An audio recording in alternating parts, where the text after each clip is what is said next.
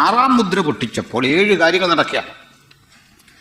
സൂര്യൻ കരിമ്പടം പോലെ കറുത്തു, ചന്ദ്രൻ രക്തതുല്യമായി തീർന്നു, എല്ലാ കുന്നും സ്വസ്ഥാനത്ത് നിളകിപ്പോയി, ദാസനും സ്വതന്ത്രനും ഒക്കെ വന്നിട്ട് മലകളിലും പാറകളിലൊക്കെ ഒളിച്ചുകൊണ്ട് മലകളോടും പാറകളോടും ഞങ്ങളുടെ മേൽ വീഴുക, കുഞ്ഞാടിൻ്റെ കോപം തട്ടാതെ വണ്ണം ഞങ്ങളുടെ മുഖത്തെ മറയ്ക്കുക എന്ന് പറയുന്നതാണ് ആറാം മുദ്ര ഭേദനം.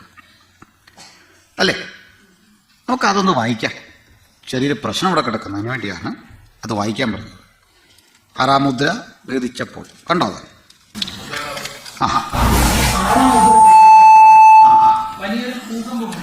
ഒച്ചയ്ക്ക് വായിക്കുക. ഒന്നാതെ ഭയങ്കര ഭൂകമ്പം, അതുകൊണ്ട് ഇങ്ങനെ ശാന്തമായിട്ട് പോലൊക്കെ ഇല്ല. വരട്ടെ, അങ്ങനെ പൂർണ്ണ ശക്തിയോടെ വെളിപ്പെട്ട് വരട്ടെ. വായിക്കും. സൂര്യൻ കരിമ്പടം പോലെ കറുത്തു, ചന്ദ്രൻ മുഴുവനും രക്തതുല്യമായി തീർന്നു, അസിവൃക്ഷം പെരുങ്കാറ്റ് കൊണ്ട് കുടുങ്ങിയിട്ട് കായ കുതിർക്കും പോലെ ആകാശത്തിലെ നക്ഷത്രങ്ങൾ ഭൂമിയിൽ വീണു, പുസ്തക ചുരുട്ടും പോലെ ആകാശം മാറിപ്പോയി, എല്ലാ മലയും ദ്വീപും സ്വസ്ഥാനത്തു നിന്ന് ഇളകിപ്പോയി, ഭൂമിയിലെ രാജാക്കന്മാരും മഹത്വ കിടന്നു, സഹസ്രാധിപന്മാരും ധനവാന്മാരും ബലവാന്മാരും സകല ദാസനും സ്വതന്ത്രനും ഗുഹകളിലും മലപ്പാറകളിലും ഒളിച്ചുകൊണ്ട് മലകളോടും പാറകളോടും ഞങ്ങളുടെ മേൽ വീഴുകയും സിംഹാസനത്തിൽ ഇരിക്കുന്നവന്റെ മുഖം കാണാതെ വണ്ണം കുഞ്ഞാടിന്റെ കോപം തട്ടാതെ വണ്ണവും ഞങ്ങളെ മറപ്പി. അവരുടെ മഹാകോപ ദിവസം വന്നു, ആർക്ക് നിൽപ്പാൻ കഴിയും എന്ന് പറഞ്ഞു. സംഗതി വായിച്ചപ്പോൾ എന്താണ് തോന്നുന്നത്? ഒരു വലിയ പ്രശ്നം. ഇവിടം കൊണ്ട് വെളിപ്പാട് ദിവസം തീരണം. ശരിയല്ലേ? ഇനി 1 ഇഞ്ച് കൂടെ മുമ്പോട്ട് പോകാൻ സ്ഥലമില്ലെന്ന് നോക്ക്. ഭൂമി തീർന്നു, സോളാർ സിസ്റ്റം തീർന്നു, നക്ഷത്രമെല്ലാം പോയി, ബാക്കി പീഡയെല്ലാം ഇവിടെ കൊണ്ടുവച്ച് നടത്തും. അവിടെ മനസ്സിലായോ? ശരിയാണോ? ഇനി ഇത് ഒന്നുമില്ല, ബാക്കിയില്ല. ആറാം മുദ്രയോടെ തന്നെ തീരണം മൊത്തം കാര്യം. ശരിയാണോ? ഏതെങ്കിലും വ്യാഖ്യാതാക്കൾ അവരുടെ വ്യാഖ്യാന കൃതികളിൽ ഇതെടുത്ത് സംസാരിക്കുന്നുണ്ട്. ഈ പ്രശ്നം എന്താണ്? സൂര്യൻ കരിമ്പടം പോലെ കറുത്തു. ആ ഒറ്റ കാര്യം മതി ബാക്കിയെല്ലാം സംഭവിക്കാൻ. കാരണം എന്താ? സൂര്യൻ ഇരുണ്ട് കഴിഞ്ഞാൽ പിന്നെ ഭൂമി നിൽക്കില്ല, ഹരിതാപ ഭംഗിയുള്ള ഭൂമി, വൃക്ഷമെല്ലാം നശിച്ചു പോവും, നിലനിൽക്കാൻ പറ്റില്ല. പിന്നെ ആ ഒറ്റ കാരണം മതി. സൂര്യൻ കരിമ്പടം പോലെ കറുത്തു, ചന്ദ്രൻ രക്തതുല്യമായി, എല്ലാ കുന്നും സ്വസ്ഥാനത്ത് നിളകിപ്പോയി. പിന്നെ അത്തിവൃക്ഷം പെരുങ്കാറ്റ് കൊണ്ട് കുലുങ്ങിയിട്ട് കായ് ഉതിർക്കും പോലെ ഒരു നക്ഷത്രത്തെ താങ്ങാനുള്ള കപ്പാസിറ്റി ഭൂമിയില്ല, അല്ലേ? അപ്പം ഇതെങ്ങനെയെന്നാ അല്ലേ? ആകെപ്പാട് ഇത്രേ ഉള്ളൂ. ഈ വിഷൻ ലിറ്ററലി എടുക്കരുത് ഒരിക്കലും. ഒരു വിഷൻ ലിറ്ററലല്ല. എന്താ തെളിവ്? നമ്മൾ ചിലപ്പോൾ ഒരു സ്വപ്നം കാണും. ആ സ്വപ്നം വിചിത്രമായിരിക്കും. റിയൽ ലൈഫിൽ അങ്ങനെ ഇല്ല, അല്ലേ? ഒരു ട്രെയിന് വള്ളത്തെ കൊണ്ടുപോകുന്നതായിട്ട് സ്വപ്നം കാണാം. സ്വപ്നത്തിൽ അങ്ങനെ വരാം. അപ്പം അതിനൊരു മീനിങ് കാണും, എന്തെങ്കിലും ഒരു സംഭവം, അല്ലേ? അപ്പം നമ്മളുടെ ഇഡിയംസ് പോലെയാണ്. എന്താണോ ഡയറക്റ്റ് പറയുന്നത് അതിനപ്പുറത്താണ് അതിൻ്റെ അർത്ഥം. ഇഡിയമാറ്റിക് യൂസേജസിൽ കേൾക്കുന്ന സംഗതി അല്ലല്ലോ യഥാർത്ഥത്തിൽ വരുന്നത്. പിടികിട്ടിയോ? വിഷൻസ് അല്ല അങ്ങനെ. ഉൽപ്പത്തി 1-ാം അധ്യായം അക്ഷരാർത്ഥം എടുക്കരുത്. ഉൽപ്പത്തിയിൽ ഇത്രേ ഉള്ളൂ, സൃഷ്ടി. അതെങ്ങനെ കണ്ടു? പ്രപഞ്ച സൃഷ്ടി നടത്തുന്നത് ഒരു ദർശനം കണ്ടിട്ട് മോശ തിരിഞ്ഞിരുന്ന് ഭൂതകാലത്തെ കണ്ടിട്ട് എഴുതുകയാണ്. ഓക്കെ, അതാ ശരി. അതിൻ്റെ മനസ്സിലായില്ലേ? ഇതെല്ലാം വിഷൻസാണ്, അല്ല ഡാറ്റ വെച്ച് എഴുതുകയല്ല. ഒരു ഡാറ്റ പുള്ളിയുടെ കയ്യിലില്ല, വിഷനാണ്. അപ്പം വിഷൻ ലിറ്ററൽ മീനിങ്ങിന് മേലെ ഇൻറ്റൻഡഡ് മീനിങ് ഉണ്ട്. ഓതർ ഉദ്ദേശിച്ചൊരു മീനിങ് ഉണ്ടെന്ന്. പക്ഷെ അത് പറഞ്ഞ് കുളമാക്കുകയും ചെയ്തത്. ഓതർ ഉദ്ദേശിക്കാത്ത അർത്ഥം പറയരുത്. മൈക്കിളാഞ്ചലോ ഒരു അദ്ദേഹത്തിൻ്റെ ചിത്രം വരയ്ക്കുന്ന മുറിയിലേക്ക് കുറേ കൂട്ടുകാർ വന്നു. അപ്പോൾ അദ്ദേഹം ഈ ക്യാൻവാസിൽ ഇങ്ങനെ കുറേ വരകളിട്ടേക്കുന്നുണ്ട്. ഒരു കൂട്ടുകാർ പറഞ്ഞ് എന്താണെന്ന് മനസ്സിലായോ? ഇല്ല, അലകടൽ കാറ്റുണ്ട്, അതിങ്ങനെ അതിൻ്റെ ആ ഭ്രംശമാണ് ഈ കാണിക്കുന്നത്. ECG എടുത്ത പോലെ നമുക്ക് തോന്നുള്ളൂ. വേറൊരുത്തം പറഞ്ഞൊന്നുമില്ല, കടലല്ല, അത് മാനമാണ്, മേഘങ്ങളാണ് ആ കാണുന്നത്. ഇങ്ങനെ 3 പേര് 4-5 അഭിപ്രായം പറഞ്ഞുകൊണ്ടിരിക്കുമ്പം സാക്ഷാൽ മൈക്കലാഞ്ചലോ വരുന്നു. അപ്പോൾ ആഞ്ചലോട് തന്നെ ചോദിക്കാഞ്ഞപ്പോൾ ആഞ്ചലോ പറഞ്ഞു ഇതൊന്നുമില്ല, ഞാനൊരു ചിത്രം വരച്ചിട്ട് ബ്രഷ് തൂത്തതാണ് അവസാനം കഴിയിട്ട്. അങ്ങനെ വേറൊരു വ്യാഖ്യാനം പറയാം, ആഞ്ചലോ തൂത്താൽ തന്നെ അതൊരു പടം പോലെ ഇരിക്കുന്നു, അതിൻ്റെ അങ്ങനെ ഒരു അർത്ഥമുണ്ട് അല്ലേ. അപ്പോൾ ഇന്ന മീനിങ്ങിനപ്പുറത്തേക്ക് പോകില്ല, അത് വേറൊരു കാര്യമാണ്. ഏതും തെളിയിക്കാൻ നമുക്ക് സഹായകമായ വാക്യങ്ങൾ വേണം, ശരിയല്ലേ? അപ്പം ഡിസോർഡറായി system complete, solar system complete ഡിസോർഡറായി, പ്രപഞ്ചം തന്നെ ഓർഡറില്ലാത്തൊരവസ്ഥയിലേക്ക് എത്തി. ഇത് ഒരു മനുഷ്യൻ എത്ര നിർമ്മിച്ചെടുക്കുന്ന ഏത് ആയുധം പ്രയോഗിച്ചാലും അങ്ങനെ സംഭവിക്കില്ല. ഭൂമി മൊത്തം നശിപ്പിക്കാൻ പാകത്തിന് ആരെങ്കിലും ഒന്നുമില്ല, നടക്കുന്നില്ല. ഭൂമിയെ പലതവണ കത്തിക്കുന്ന സാധനം എവിടെ ഒരുത്തിൻ്റെ കയ്യിലില്ല, മനസ്സിലായില്ലേ? പ്രപഞ്ചത്തെ അങ്ങനെ തീർക്കാനൊന്നും പറ്റില്ല. പ്രപഞ്ചം മുഴുവൻ ഇങ്ങാൻ പാകത്തിന് ലോകത്തൊരു ശാസ്ത്ര സാങ്കേതിക വിദ്യ, അത്തരൊരു കലാമിറ്റി കൃത്രിമമായി സൃഷ്ടിക്കാൻ കഴിയില്ല. പക്ഷെ ദൈവത്തിന് കഴിയും. ഇത് ദൈവത്തിൻ്റെ കോപമാണ്. അത് കൊണ്ട് കൃത്യം പറയുന്നു, കുഞ്ഞാടിൻ്റെ കോപം തട്ടാതെ ഞങ്ങളുടെ മുഖത്തെ മറിക്കണം. അപ്പൊ ദൈവക്രോധമാണ് ഈ കാണുന്നത്. ഇതൂടെ കഴിഞ്ഞാൽ പിന്നെ ഭൂമിയില്ല, പ്രപഞ്ചം ഇല്ല. ഇതൊരു പുതിയ സിസ്റ്റത്തിലേക്ക് പോവാണ്. എല്ലാ തകർച്ചയ്ക്കും ഒരു പുതിയ സിസ്റ്റം ഉണ്ടാവും അതിനാ. പക്ഷെങ്കിലും ഒരു കാര്യം ശ്രദ്ധിക്കേ, പിന്നെ അങ്ങനെ ഈ 7 കാകളോ 7 കലശോ ഒക്കെ എവിടെ കൊണ്ട് ഒപ്പിക്കും? ഞാനിങ്ങനെ ഈ പഠിപ്പിച്ച ആൾക്കാരുടെ ഒക്കെ ഇത് പുസ്തകം വായിക്കുമ്പോൾ ഒരു ഓർഡർ കിട്ടണ്ടേ? എന്നാൽ മത്തായിയുടെ സുവിശേഷം 24:29 മുതലൊന്ന് വായിച്ചേ. Matthew chapter 24:29 onwards.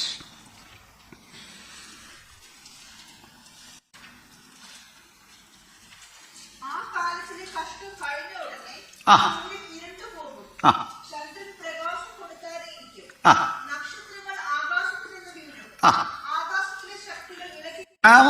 കണ്ടല്ലോ, ഇവിടെ ഇപ്പൊ കറക്റ്റായി. ഇത് തന്നെ മാത്യു പറയുന്നത്. മാത്യുവിന്റെ ഗോസ്പലിൽ യേശു പറയുന്ന കാര്യമാണ് ഈ കാണിച്ചേക്കുന്നത്. അപ്പൊ ഇത് പാരലാണ്. ഓക്കെ, എപ്പോഴാണ് സംഭവിക്കുന്ന? ആ കാലത്തിലെ കഷ്ടം കഴിഞ്ഞ ശേഷം. അപ്പൊ ഇവിടെ ഒരു കാഴ്ചയും കണ്ടു. അപ്പൊ റെസ്റ്റ് ഓഫ് ദ തിങ്സ് എങ്ങനെ സംഭവിക്കണമെന്ന് അറിയണ്ടേ? അത് പഠിക്കണം. ദണ്ട് ഇതിൻ്റെ ഇടയ്ക്കാണ് വരുന്നത്. പിന്നെന്താ ക്രമത്തിന് വരാനിരുന്നേ പറയാം. ഞാനൊരു വിവരണം പറയാണ്. ഞാൻ കേരളത്തിൽ നിന്ന് UK എത്തിയപ്പോൾ ആദ്യം ഈ സ്ഥലങ്ങൾ പോയ ഇടങ്ങളെല്ലാം പറഞ്ഞിട്ട് പിന്നെ ഒന്നേം തുടങ്ങി. അവിടെ പോയപ്പോൾ ഞാൻ എങ്ങനെ എന്താ പ്രസംഗിച്ചേ.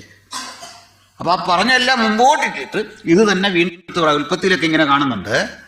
സൃഷ്ടിയെക്കുറിച്ച് ആദ്യം പറഞ്ഞിട്ട് പിന്നെ 3-ാം അധ്യായത്തിൽ പറയാം, സൃഷ്ടി യഹോവയായ ദൈവം ഭൂമിയെ സൃഷ്ടിച്ച നാളിലെ ഉൽപ്പത്തി വിവരം രണ്ട് ഇങ്ങനെ ആയിരുന്നു. അപ്പം ആദ്യം പറയുന്നൊരു ടൈറ്റിലും പിന്നെ പറയുന്ന എക്സ്പ്ലനേഷനും. ഈ ഓർഡർ പഠിക്കണം ആദ്യം. അല്ല അത് കഴിഞ്ഞെന്നുള്ള രീതിയിലേക്ക് പോരുത്. ഇടയ്ക്കിടയ്ക്ക് ഇതിനകത്തൊരു പദം കാണാം, മെച്ച ചോറ്റ ഗ്രീക്കിൽ, അനന്തരം. ഏത് അനന്തരം? ഇത് കഴിഞ്ഞെന്നല്ല, ദർശകൻ ദർശനം കണ്ട ശേഷം പിന്നെ കണ്ടത്. മനസ്സിലായില്ലേ? ആ ദർശനം കണ്ടു കഴിഞ്ഞ് ഞാനിത് കണ്ടു. മനസ്സിലായില്ലേ ഇത്? അപ്പം നമുക്ക് ആ വിഷയങ്ങൾ, ഇടയ്ക്ക് വരുന്ന വിഷയങ്ങളെ എപ്പോഴും ദൈവമക്കൾ വചനം പഠിക്കുന്നത് ഓർക്കണം. നമ്മുടെ മനസ്സിൽ പണ്ട് കുറച്ചുപോയ ചില ഐഡിയകളുണ്ട്. മഹോദ്രവകാലം പലർക്കും അതൊക്കെ അറിയണ്ടേ. ചിലർക്ക് ആ ചേച്ചിയുടെയും ചെറുക്കൻ്റെയും കാര്യം അറിയണ്ടേ. 12 ഒരു അമ്മാമയും മോനും ഇല്ലേ? അമ്മാമയും മോനും ആരാ? ഇങ്ങനെയൊക്കെ ഉള്ള ചില കാര്യങ്ങൾ മനുഷ്യ, അത് തെറ്റൊന്നുമല്ല, അത് ചോദിക്കും. പക്ഷെ ഇതിലും വലിയ കാര്യങ്ങൾ, ഈ പ്രശ്നങ്ങൾ കിടക്കുകയാണ്. അമ്മാമയ്ക്കും മോനും ഒന്ന് നിൽക്കാൻ സ്പേസ് വേണ്ട, ഇതെല്ലാം അടിച്ചു പറിച്ച് പോയി. ഇതാ സൂര്യനെ ആണെങ്കിലും അമ്മാമയെ കണ്ടില്ലേ 12-ാം അധ്യായത്തിൽ? ഈ സഹോദരിക്ക് അത് നിൽക്കണമല്ലോ സൂര്യനെയും കുഞ്ഞിനെയും കൊണ്ട്. അപ്പോൾ ഭൂമിയും പോയി, ആകാശവും പോയി, സകലത്തും പോയി കഴിഞ്ഞാൽ പിന്നെന്ത് ചെയ്യും? വ്യക്തതോന്നോ? പണ്ടൊരു സാറ് ഈ ഡൈനോമിയെ പറ്റി ഇങ്ങനെ പഠിപ്പിച്ചുകൊണ്ടിരിക്കുമ്പോൾ AC അല്ല, ഡയറക്ടർ കറണ്ടല്ലോ, AC ആണ്. അപ്പോൾ ഇത് പവർ കൂടി വന്നാൽ ഈ ബൈൻഡിങ്ങിനെയൊക്കെ ആസ്പദമാക്കിക്കൊണ്ട് ഇത് തട്ടിപ്പോവും. സാറ് ചോദിച്ചു, അങ്ങനെ വന്നാൽ എന്താ ചെയ്യണ്ടേ? അത് തട്ടിപ്പോവെന്ന് പറഞ്ഞപ്പോൾ കുറച്ചു നേരം എടുത്തിന് ആലോചിച്ചിട്ടറിയാം. അത് തട്ടിപ്പോട്ടെന്ന് നോക്കും, വേറെ മേടിക്കണം. മനസ്സിലായില്ലേ? അടിച്ചു പോകാതിരിക്കാനല്ല വഴിയല്ല പറഞ്ഞു വരുന്നത്. അത് നേരം കളയണ്ട, അതിൻ്റെ പുറകെ റിപ്പയർ ചെയ്ത് കളയണ്ട, വേറെ മേടിക്കണം എന്ന് പറഞ്ഞ പോലെ ഭൂമി നിൽക്കണ്ടേ, ഈ സിസ്റ്റമൊക്കെ നിൽക്കണ്ടേ? വേണം. സ്തോത്രം.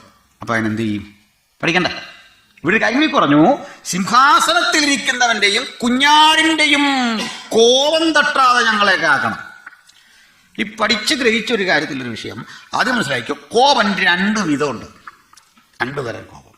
ഒന്ന് ദൈവത്തിൻ്റെ കോപം അല്ലെങ്കിൽ കുഞ്ഞാടിൻ്റെ കോപം, രണ്ട് മനുഷ്യൻ്റെ കോപം, അല്ലെ പൊളിറ്റിക്കലായിട്ടുള്ള പ്രശ്നങ്ങളാണ്. ഒന്ന് കൃത്യമായി പറയുന്നു, ജാതികൾ കോപിച്ചു നിന്റെ കോപവും വന്നു. രണ്ടാണ് കോപം, രണ്ടു പേരുടെ കോപമാണ് ഭൂമിക്ക് സംഭവിക്കാൻ പോകുന്നത്.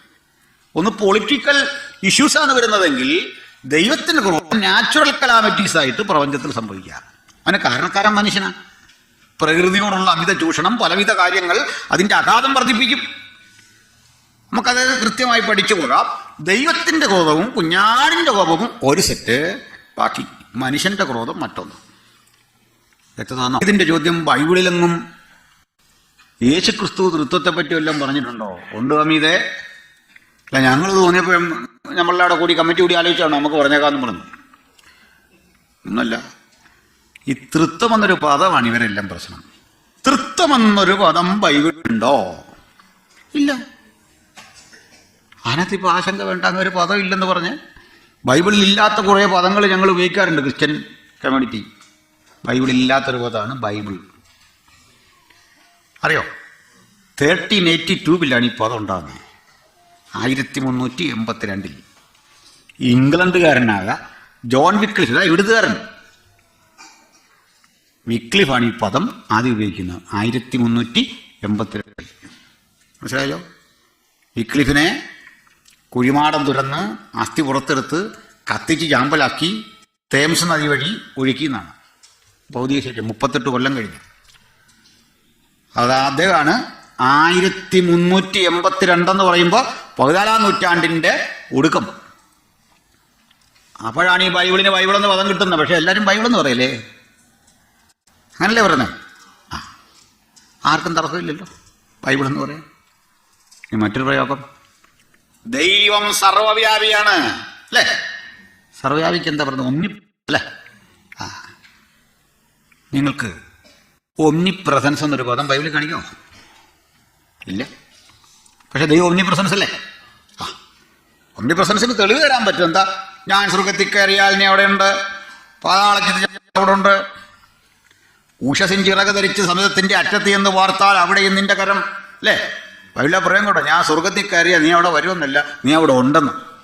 അഡ്വാൻസ് ആയിട്ട് അല്ലേ? നമ്മൾ ചെല്ലുമ്പോഴേ അവിടെ ഉണ്ട്. തിരുസന്നിധി വിട്ട് ഞാൻ എവിടേക്ക് പോകും? അതാ സർവ്വവ്യാപിക്ക് തെളിവാത്. ആ സംഭവത്തിന് പറയുന്ന പേരാ സർവ്വവ്യാപി എന്ന്. പിടിയിട്ട തിരുവത്താഴം ഈ പദം ബൈബിളിലില്ല. ഓക്കെ, ഒന്നും ബൈബിളിലില്ല. ഒരുത്തനോട് പറഞ്ഞു ബൈബിളെന്നില്ലെന്ന് പറയരുത്, ഞാൻ കാണിച്ചു തരാമെന്ന് പറഞ്ഞിട്ട് ഈ പുസ്തകം തുറന്ന് ബൈബിളെന്ന് കാണിച്ചു തന്നു. ഈ ടൈറ്റിലുണ്ടല്ലോ ആദ്യത്തെ, ആവശ്യമില്ലാത്ത പോലെ ഇതേ കിടക്കുന്ന ഹോളി ബൈബിൾ കിടക്കുന്നു. മലയാളം ബൈബിളാണ് കാണിച്ചത്. ഇന്ത്യയിൽ നിന്ന് പ്രസിദ്ധീകരിക്കുന്ന ബൈബിളായതുകൊണ്ട് എനിക്ക് എളുപ്പമായി. ഞാനിതിൽ മഹാത്മാഗാന്ധി എന്ന് അവനെ കാണിച്ചു കൊടുത്തു. Bible society of India, Mahatma Gandhi road, Bangalore. ഇത്ര ഉള്ളത്. അപ്പോൾ വാട്ട് ഈസ് ട്രിനിറ്റി? ട്രിനിറ്റി എന്ന് നമ്മളെ ട്രിനിറ്റി പഠിപ്പിച്ചാരാ? ഒരു ഉന്നത ദിവസമല്ല ട്രിനിറ്റി പഠിപ്പിച്ചേ. ട്രിനിറ്റി എന്ന് പറഞ്ഞാലൊരു ഇത്രയേ ഉള്ളൂ, വളരെ നിസ്സാരം. പിതാവ്, പുത്രൻ, പരിശുദ്ധാത്മാവ്. പിന്നെ എപ്പോഴും ഈ പിതാവ്, പുത്രൻ, പരിശുദ്ധാത്മാവെന്ന് പറയാനുള്ള ആ ഇതുകൊണ്ട് തിയോളജിക്കലി നമ്മൾ അഡ്രസ്സ് ചെയ്യുന്നതാണ് പിതാവാര്, പുത്രനാര്, പരിശുദ്ധാത്മാവാര്, അവർ പരസ്പരമാര്. ഇതിന് പറയുന്ന പേരാണ് ട്രിനിറ്റി. ആ ഡോക്ടറിന് പറയുന്ന പേരാണ് ട്രിനിറ്റി. അല്ലാതെ ഒരാളിനെ വിളിക്കുന്ന പേരാണോ ട്രിനിറ്റി എന്ന്? ആണോ? അല്ല, ഡോക്ടറിന്റെ പേരാണ് ട്രിനിറ്റി. അപ്പൊ യേശു പഠിപ്പിച്ചോന്നറിയാൻ മാത്യു ചാപ്റ്റർ 28 നോക്കിയാൽ നീ 28:19 ഉണ്ടോ? ഒന്ന് വായിച്ചു കേൾപ്പിച്ചു. നമ്മുടെ ഹമീദ് സഹോദരൻ ഒന്ന് വായിച്ചു കേൾപ്പിച്ചേ കേട്ടോ. ഹമീദ് ഇത് ഓൺലൈനിൽ കിട്ടുമെങ്കിൽ ഞാൻ പറഞ്ഞിരുന്നു ഇന്ന് പറയാമെന്ന്.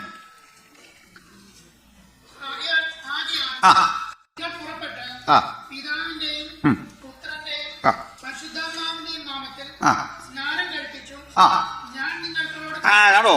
പിതാവിന്റെയും പുത്രന്റെയും പരിശുദ്ധാത്മാവിന്റെയും നാമത്തിൽ. ആരാ പഠിപ്പിച്ചേ? യേശു അടുത്ത് എന്ന് അവരോട് യേശു പഠിപ്പിച്ചത്. ഇത് ഹമീദിന് ഇത് പറയണം തോന്നാൻ കാരണം വേറൊന്നുമല്ല. ഈ ഖുർആനിൽ പറയുന്നുണ്ട് ട്രിനിറ്റി എന്ന് പറയരുത്. ട്രിനിറ്റി എന്ന് പറയേണ്ട വേറെ വല്ലതും പറഞ്ഞു ഇതിന് വേറെ എന്ന് പറഞ്ഞു എന്തോലും.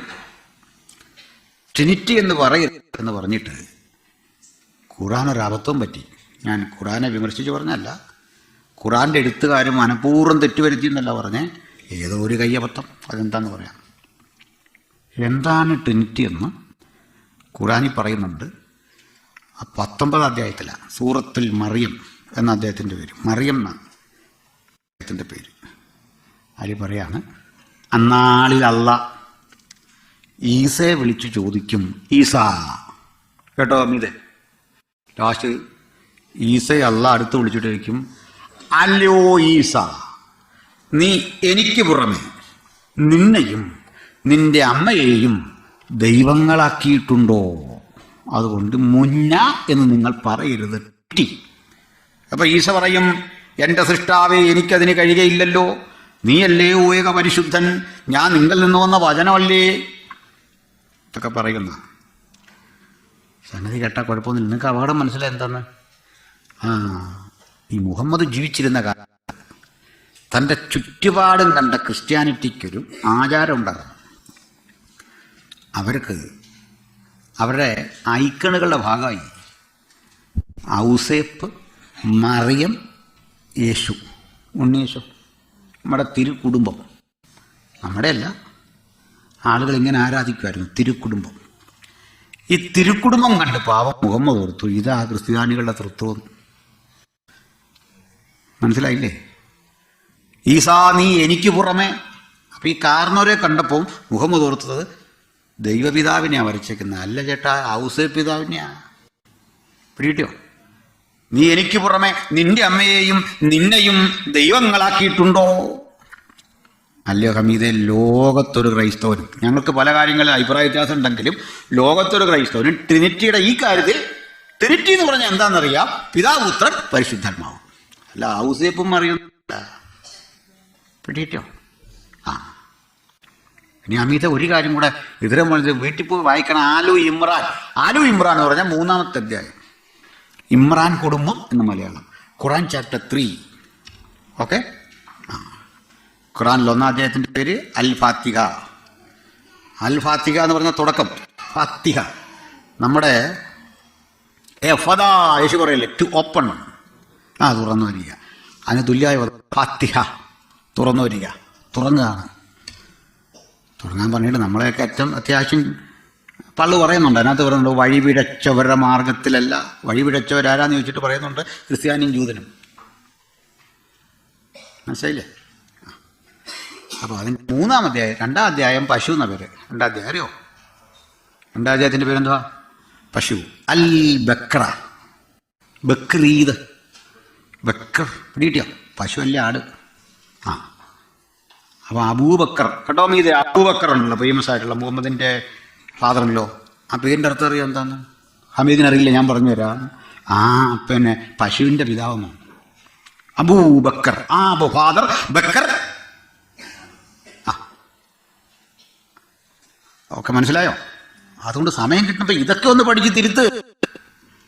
ഇനി അടുത്ത ഒന്നുകൂടെ പറഞ്ഞെടുത്താൽ, ആലു ഇമ്രാനിലും ഒരു വലിയ അബദ്ധം പറ്റിയിട്ടുണ്ട്. അബദ്ധം ചൂണ്ടിക്കാണിക്കാം. എന്താ കാര്യം പറയാം.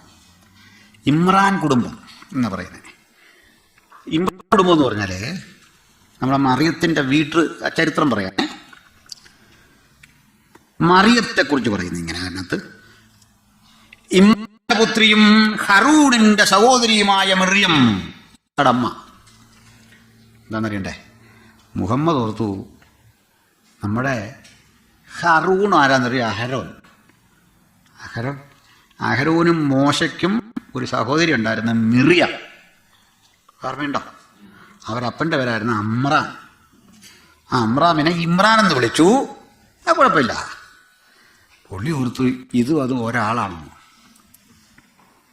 യോസഫിൻ്റെ ഭാര്യയായ മറിയമും 10,500 വർഷം മുമ്പ് ജീവിച്ചിരുന്ന മിറിയാമും ഒരാളാണെന്ന് തെറ്റിദ്ധരിച്ചു. ആ മിറിയാമിൻ്റെ മകനാണ് ഈസാന്നും തെറ്റിദ്ധരിച്ചു. പിടികിട്ടിയോ? ഞങ്ങൾക്കതിൽ പരിഭവമൊന്നുമില്ല. കാരണം 6-ാം നൂറ്റാണ്ടിൽ വിദ്യാഭ്യാസം വേണ്ടത്ര ഇല്ലാത്ത മനുഷ്യൻ എഴുതുന്ന ഈ കുഴപ്പമൊക്കെ വരും. പിടിയോ? പോയി സോൾവ് ചെയ്യുക. അതൊക്കെ പോയി സോൾവ് ചെയ്യും. ഇപ്പം മനസ്സിലായോ? നമുക്ക് തിരിച്ചു വന്നാലോ? സന്തോഷമായോ? ഹമീദിന് സന്തോഷമായോ എന്ന് എനിക്കറിയാം. എൻ്റെ ഒരു കമൻറ്റ് ഇട്ടേക്കണേ ഹമീദ്, സമയം പോലെ. ആ, സ്തോത്രം. സന്തോഷമായില്ലെങ്കിൽ ഇനിയും നിങ്ങളുടെ സന്തോഷം പൂർണ്ണമാകേണ്ടതിന് ചോദിക്കുന്നതിൽ നിനക്കൊരു അത്യന്തം പരം തരാൻ നമ്മുടെ പക്കലുണ്ട്. ഇല്ലെന്നൊരു കുഴപ്പമുള്ളൂ. സ്തോത്രം. ഇതൊക്കെ നമുക്ക് മനപ്പാടമല്ലേ? അല്ലേ? ആ ചാപ്റ്റർ പോലും കറക്റ്റല്ലേ നമ്മൾ പറഞ്ഞു. ഇനിയും തരാം, എത്ര വേണമെങ്കിലും. തിരിച്ചു വരാം. അപ്പം നിങ്ങളും ചാപ്റ്റർ മറക്കണ്ട. Chapter 19 and chapter 3. ഓക്കെ. അപ്പം ഇമ്രാന്റെ കാര്യം പറഞ്ഞ് തെറ്റിച്ചിരിക്കുന്നത് ചാപ്റ്റർ 3. തൃത്വം പറഞ്ഞ് തെറ്റിപ്പോയത് എവിടെയാണ്? Chapter 19. Okay. Let's come back. അപ്പം നമുക്ക് ഒരു ചെറിയ ഉപകാരം എല്ലാവരും ചെയ്യണം. 2 പേര് വായിക്കാൻ റെഡിയായിട്ട് 2 പേര് വേണം വായിക്കാൻ.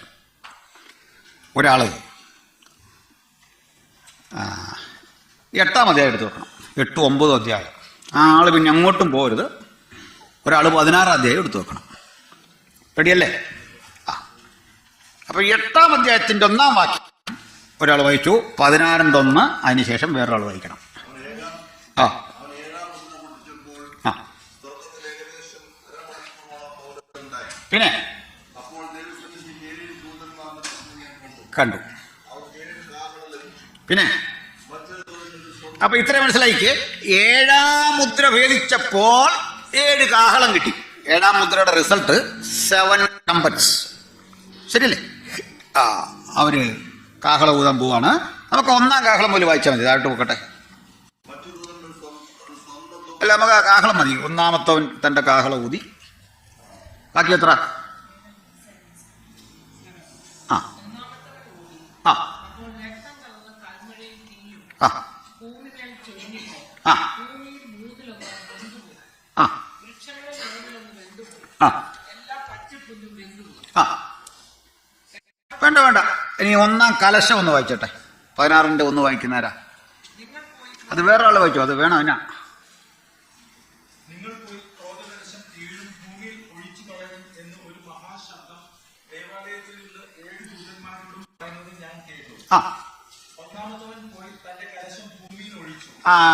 ഒന്നാമത്തവൻ കലശം ഒഴിച്ചത് ഭൂമിയിൽ.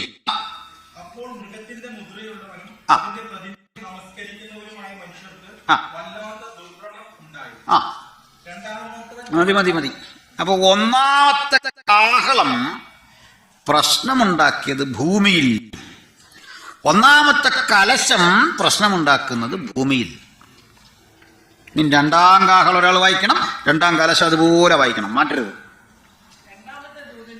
ആ ആ ആ ആ 2-ാം കലശം. 2 കടലിൽ. ശരിയാണോ? ആ ഇനി 3-ാം കലശവും വായിച്ചേ. ആ ആ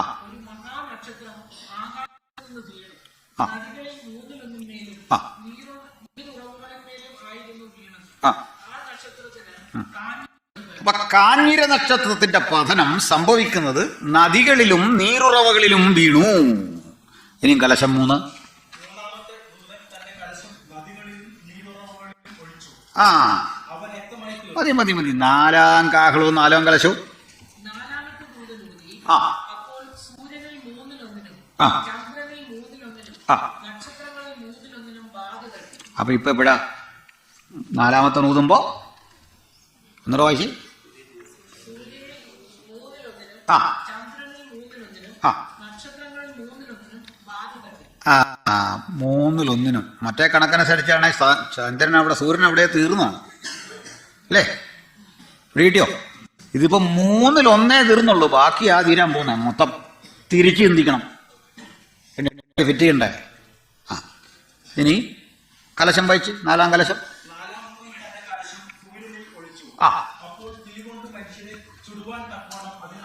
ആ മതി. അപ്പൊ നമ്മൾ അവിടെയും കണ്ടത് കലശത്തിന്റെ പ്രശ്നം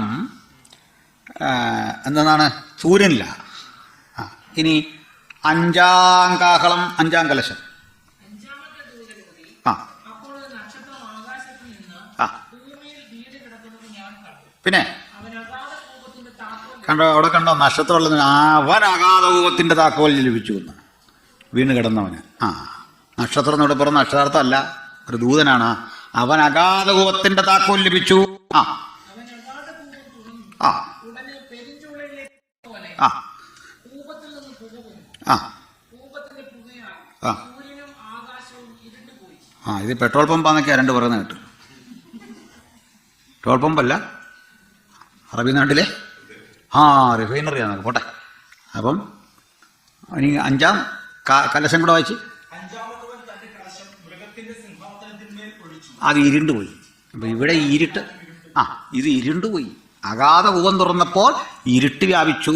കലശമൊഴിച്ചപ്പോൾ ആധിപത്യത്തിൽ, മൃഗത്തിന്റെ ആധിപത്യത്തിലാണ് ചെയ്യുന്നത്. ആ രാജ്യം ഇരുണ്ടുപോയി. രണ്ടും സെയിം. ഇനി 6 വായിച്ച. 6 ഏറ്റവും രസവഹം. വായിച്ചു. യൂഫ്രട്ടീസ് വായിച്ചു. അപ്പോൾ ദൈവസന്നിധിയിലെ സ്വർണ്ണപീഠത്തിന്റെ കൊമ്പുകളിൽ നിന്ന് ഒരു ശബ്ദം കാഹളമുള്ള 6-ാം ദൂതനോട് യൂഫ്രാട്ടീസ് എന്ന മഹാനദീതീരത്ത് ബന്ധിച്ചിരിക്കുന്ന 4 ദൂതന്മാരെയും അഴിച്ചുവിടുക എന്ന് പറയുന്നത് ഞാൻ കേട്ടു. യൂഫ്രട്ടീസ് എന്ന മഹാനദിയുടെ തീരത്ത് ബന്ധിച്ചിരിക്കുന്ന 4 ദൂതന്മാരെ അഴിച്ചുവിടുക. അതാണ് 6-ാം കാഹളം കൊണ്ടുണ്ടായത്. ഇന്ന ആണ്ട് ഇന്ന മാസം. വായിച്ച്. ഉടനെ മനുഷ്യർ കൊല്ലുവാൻ ഇന്ന ആണ്ട് മാസം ദിവസം നാടിലേക്ക് ഒരുങ്ങിയിരിക്കുന്ന 4 ദൂതന്മാരെയും അഴിച്ചുവിട്ടു. അവിടെ നിൽക്കട്ടെ. ഇനി 6-ാമത്തെ കലശം.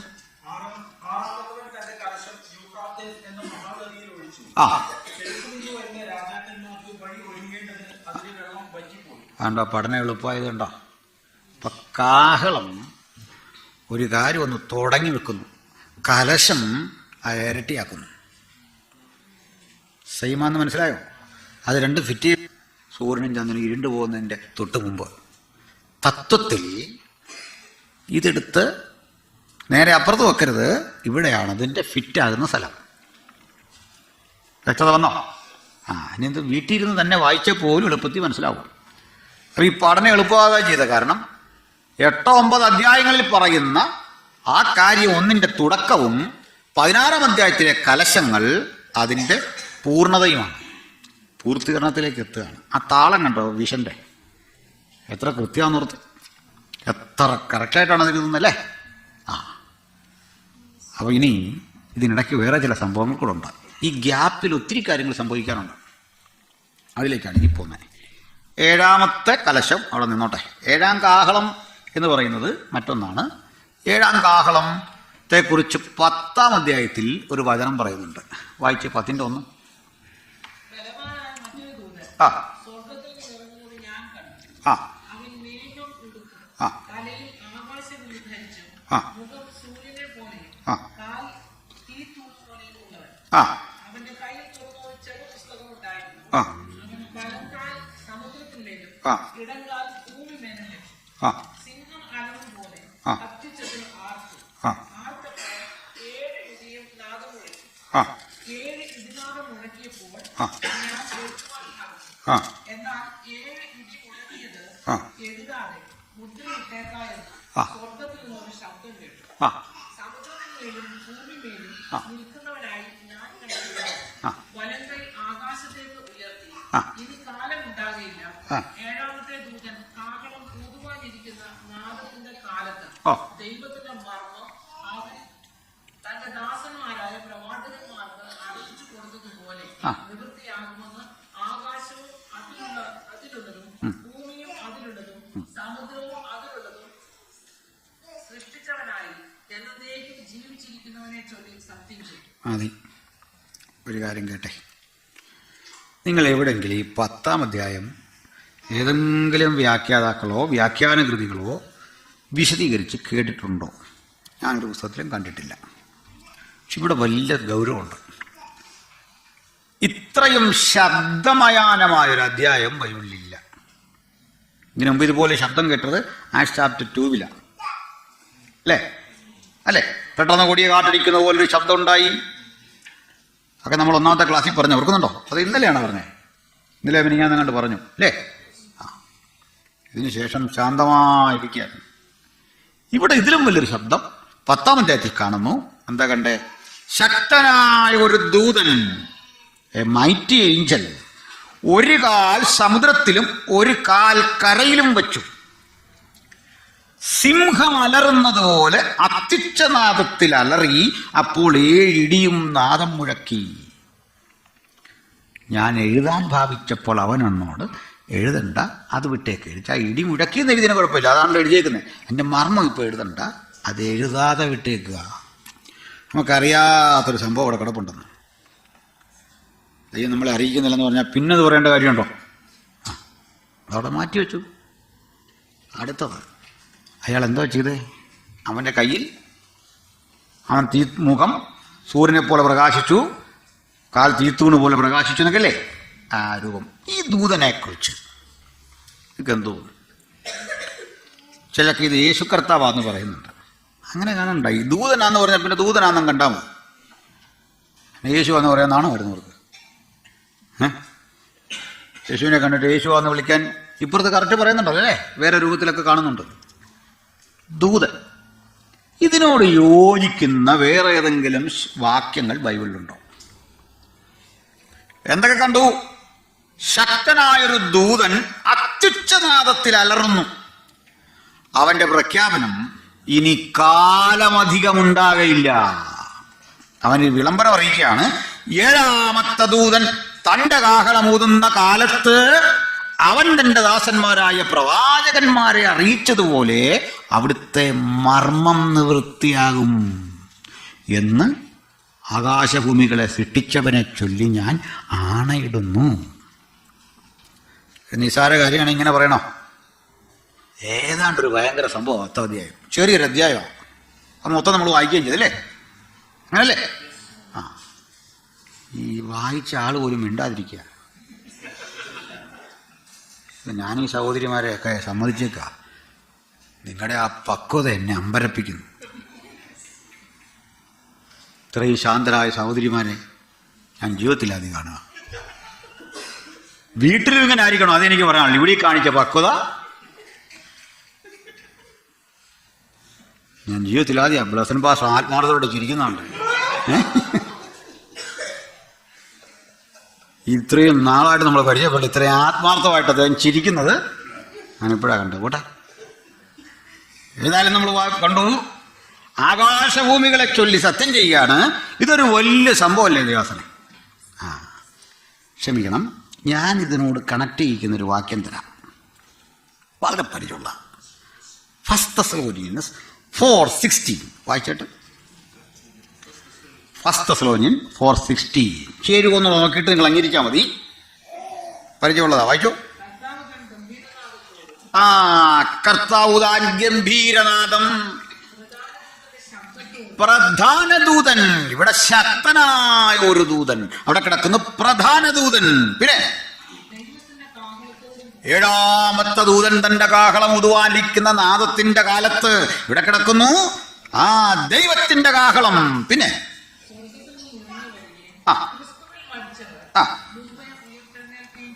പിന്നെ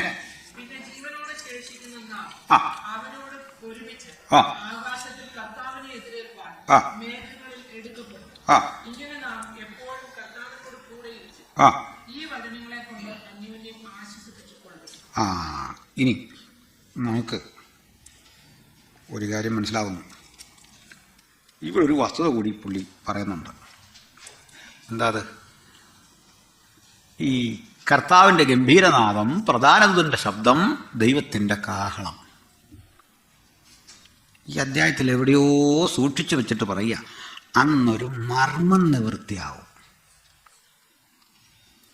ഈ മർമ്മത്തെക്കുറിച്ച് പറയുന്ന തത്തുല്യമായ വേറൊരു വചനം നമ്മളുടെ 1 Corinthians chapter 15, അത് കംപ്ലീറ്റ് വായിക്കേണ്ടത്. എവിടെ മൂലം വായിക്കേണ്ടതെന്നറിയോ?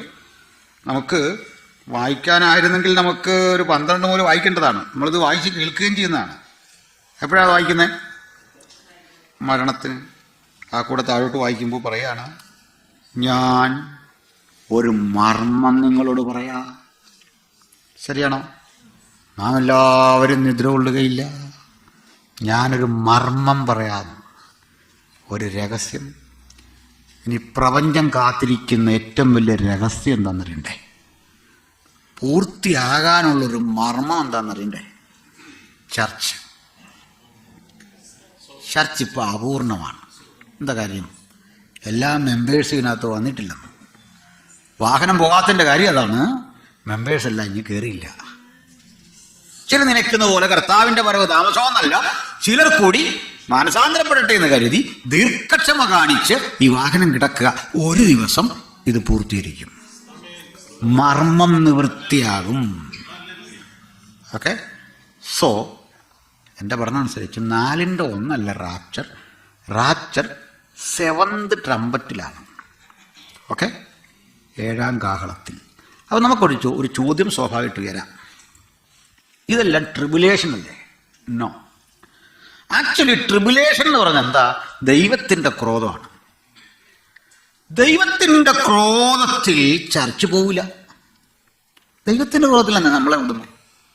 നമ്മോട് ദൈവത്തിന് ക്രോധം വല്ല ഉണ്ടോ? ഇല്ല. ദൈവക്രോധം ചർച്ചിനെ ബാധിക്കില്ല.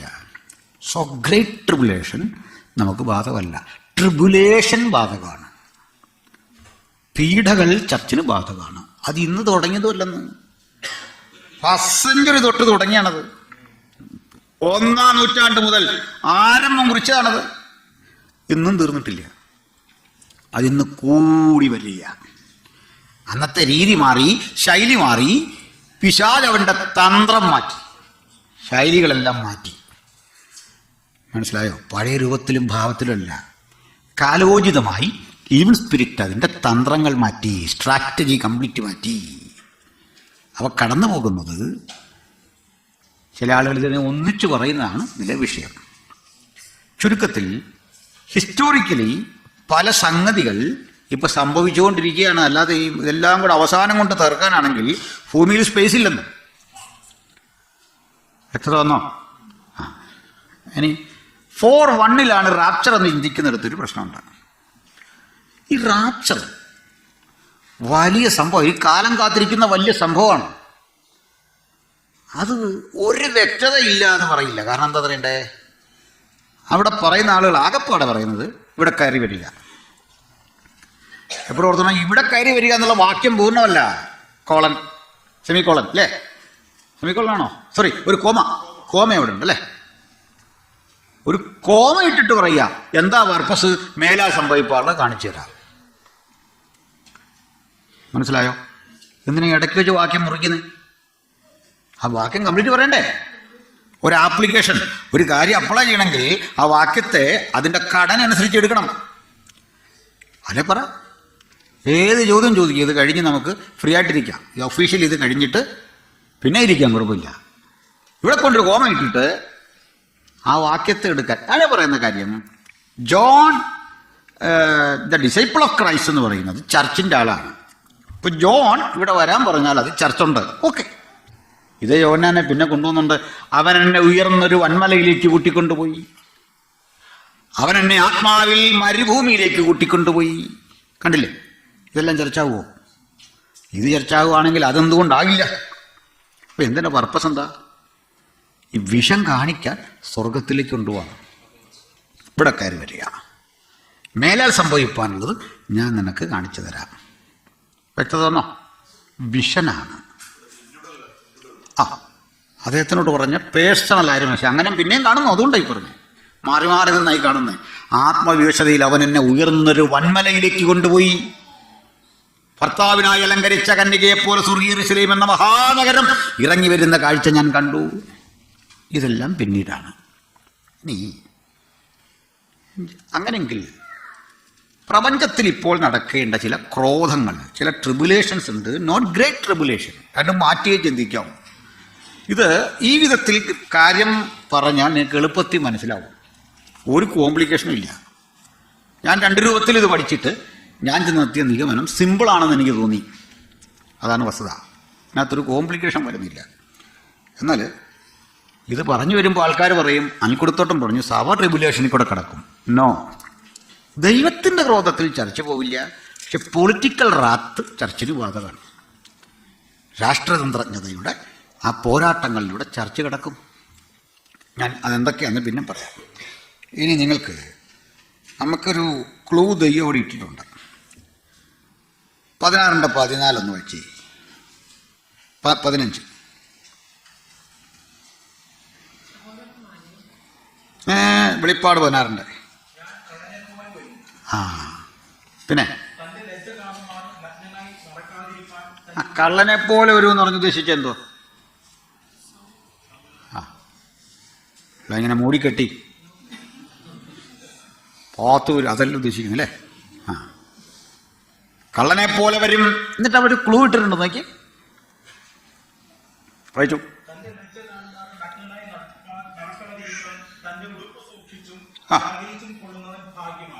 അവിടെ പറഞ്ഞിരിക്കുന്നത് ഞാൻ വരുമെന്ന്. ഇതിൻ്റെ ഇടയ്ക്ക് ഒരു ബ്രാക്കി ഇട്ടിട്ട് പോലെ പറയാ ഞാൻ വരും, സൂക്ഷിച്ചോണം. സോ പ്യുവർ റാപ്ചർ എന്ന് പറയുന്നത് 16:15 ഒരു സൂചന തന്നിട്ട്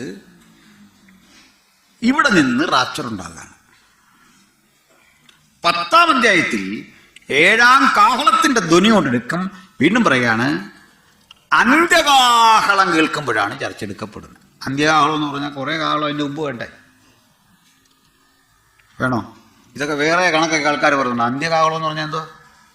വേറെ കാഹളമില്ല, അങ്ങനെ അന്ത്യകാഹളം ഉണ്ടാക്കുന്നു. ഒരു കാഹളം പിടിച്ചിട്ട് അന്ത്യകാഹളം എന്ന് പറയാൻ പറ്റുമോ? മനസ്സിലായോ? അപ്പം അന്ത്യകാഹളം നാദത്തിങ്കലാണ് നമ്മൾ ഉയർക്കുന്നത്.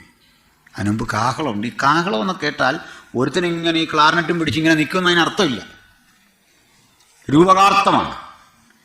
അപ്പോൾ ഒരു കാര്യം, ഈ വരവ് കർത്താവായ യേശുക്രിസ്തു തൻ്റെ ചർച്ചിനെ ചേർക്കാനാണ്. അതിനു മുമ്പ് ഭൂമിയിൽ സംഭവിക്കേണ്ട ചില കാര്യങ്ങളുണ്ട്. ഇനി നമുക്ക് അനുബന്ധമായി ചില കാര്യങ്ങൾ കൂടി പഠിക്കണം. ഇതിനോട് ബന്ധപ്പെട്ട് നടക്കേണ്ട ദൈവരോധം തുടങ്ങാൻ പോവാണ്. ആ ക്രോധത്തിൻ്റെ അനുബന്ധമായി നടക്കേണ്ട ചില കാര്യമുണ്ട്. കാരണം ക്രോധത്തിൽ കൂടെ ചർച്ച പോകുന്നില്ല. ചർച്ചിന് ക്രോധത്തിൻ്റെ ആവശ്യമില്ല. ചെല്ലു പറയുന്നത് ഈ ദൈവത്തിൻ്റെ കോപം യഹൂദന് നേരെയാണെന്നാണ്. അങ്ങനെ വാക്യം യഹൂദന് നേരെയാണെങ്കിൽ എന്തിനാ യഹൂദന് നേരെ ദൈവം കോപിക്കുന്നത്? അങ്ങനെ വല്ല കാരണമുണ്ടോ? യഹൂദനോട് കോപിക്കാൻ ദൈവത്തിന് ഇപ്പോൾ കാരണം വല്ലതും ഉണ്ടോ എന്ന് എൻ്റെ ചോദ്യം.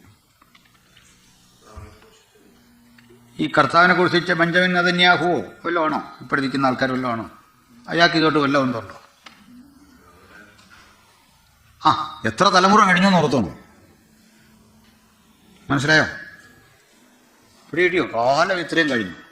അങ്ങനെ ആണെങ്കിൽ തന്നെ ഒരു കാര്യം ചെയ്താൽ മതി, അത് ആ പാലസ്തീനിൽ കൊണ്ട് കൊടുത്താൽ മതിയായിരുന്നു.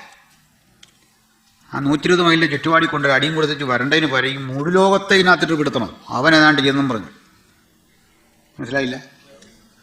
പിടിയിട്ട് ഇതിനകത്ത് വ്യാഖ്യാതാക്കൾ ഓരോന്ന് പറയുമ്പോൾ ഇപ്പുറത്ത് കാണുന്ന എഡ്ജിൽ നിൽക്കുന്ന കാര്യങ്ങൾ കാണത്തില്ല. ഓക്കെ, 2000 കൊല്ലം മുമ്പ് ജൂതൻ ഇത് പറഞ്ഞാണ് ഈ ഹിറ്റ്ലർ ഒത്തിരി യഹൂദന്മാരെ കൊന്നത്. യഹൂദന്മാരുടെ ഇടയിലേക്ക്, ക്രൈസ്തവരുടെ ഇടയിലേക്ക് യഹൂദനെതിരെ ഇത്ര സ്പിരിറ്റങ്ങ് വെച്ചു കൊടുത്തു. നമ്മുടെ കർത്താവിനെ കൊന്നതാ, അതുകൊണ്ട് ഇവന് പച്ച വെള്ളം കൊടുത്തേക്കരുതെന്ന്. മനസ്സിലായില്ലേ? അയ്യോ, അങ്ങനെയൊന്നുമല്ല. അവരോട് ദൈവത്തിന് പ്രത്യേകിച്ചതൊന്നുമില്ല. എന്നോട് നിങ്ങളോടും ഉള്ളതല്ല. ഇന്നിപ്പോൾ അവനല്ല പരിഗണന സഭയ്ക്ക. അവനോടുള്ള എതിർപ്പും ഒന്നുമില്ല അങ്ങനെ പ്രത്യേകിച്ച്. ആ തലമുറയിൽ അവിശ്വാസം. ആ തെറ്റ് ചെയ്തവനെ രക്ഷിക്കേണ്ടതിന് അപ്പൻ അച്ചമുന്തിരിഞ്ഞ ഭക്ഷിച്ചാൽ മക്കളുടെ പല്ല് പുളിക്കുമോ എന്ന് ചോദിച്ച കർത്താവ് നമ്മുടെ. അവർക്ക് ആവശ്യത്തിന് ശിക്ഷയെ കിട്ടി ചരിത്രത്തിൽ. പിന്നെയും പുറകെ നടന്ന് ശിക്ഷിക്കുമോ? ഇല്ല. യാക്കോബിൽ നിന്ന് അഭക്തിയെ മാറ്റും. പ്രവചനപരമായിട്ടൊക്കെ അവൻ്റെ കാര്യമുണ്ട്. അപ്പോൾ എപ്പോഴും ബൈബിൾ വ്യാഖ്യാനിക്കുമ്പോൾ ഒരു ജൂവിഷ് സെൻറ്റേഡായ സുവിശേഷം അല്ല പറയേണ്ടത്, ക്രൈസ്റ്റ് സെൻറ്റേഡ് ആയിരിക്കണം. അത് ജൂവിഷ് സെൻറ്റേഡായ പ്രവചനങ്ങളെ പഠിക്കാം, അതിന് പ്രശ്നമൊന്നുമില്ല. ക്രിസ്തുവിലാണ് ശ്രദ്ധിക്കേണ്ടത്. ഇവിടെ ഇരുന്നു കൊണ്ടാണ് നമ്മൾ പഴയ നിയമം കാണേണ്ടത്. സ്തോത്രം. അപ്പം ഇനി വേറെ ചില സംഗതികളാണ് പരിശോധിക്കാൻ പോകുന്നത്. അടുത്തത് എന്തൊക്കെയാണ് പ്രപഞ്ചത്തിന് സംഭവിക്കുന്നത് പറയാം. 17-ാം അധ്യായം പരിശോധിക്കുമ്പോൾ അവിടെ ഒന്നുമുള്ള വാക്യങ്ങൾ ഒന്ന് വായിച്ചോളൂ. 13 എടുത്തു വെച്ചേക്കണേ, ചില ആവശ്യമുണ്ട്. 13 തന്നെ ആദ്യം എടുത്തു. വെളിപ്പാട് 13.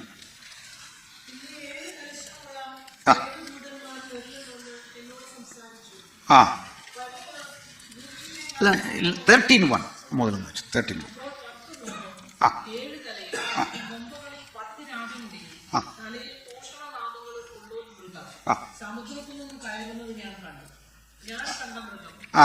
ഞാൻ കണ്ട മൃഗം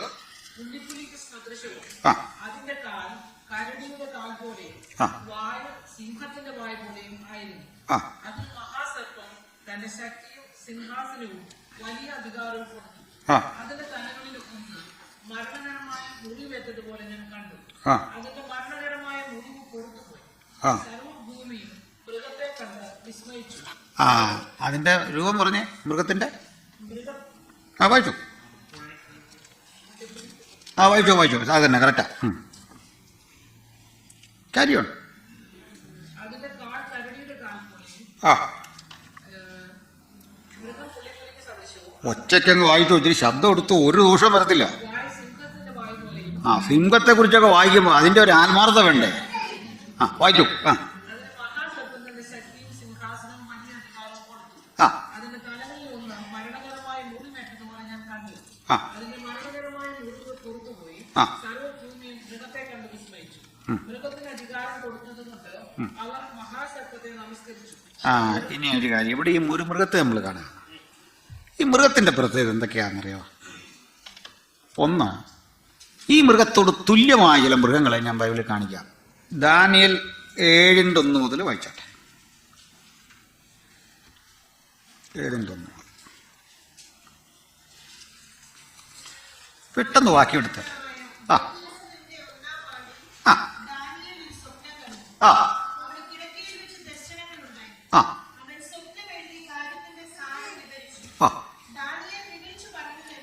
ആ. ആ. ആ. പിന്നെ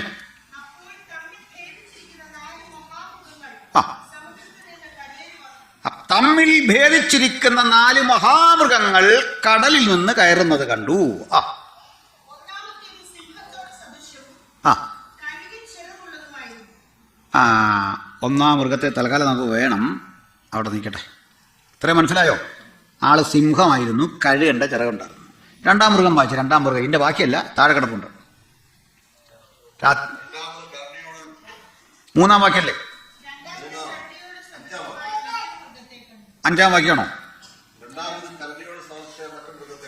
രണ്ടാമത് കരടിയോട് സദൃശ്യമായ മൃഗം, അതൊരു പാർശ്വമുയർത്തി 3 അസ്ഥിയും കടിച്ചു പിടിച്ചു വരുന്നു. അങ്ങനല്ലേ?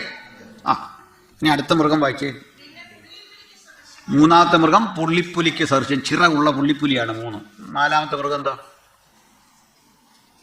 രാത്രി ദർശനത്തിൽ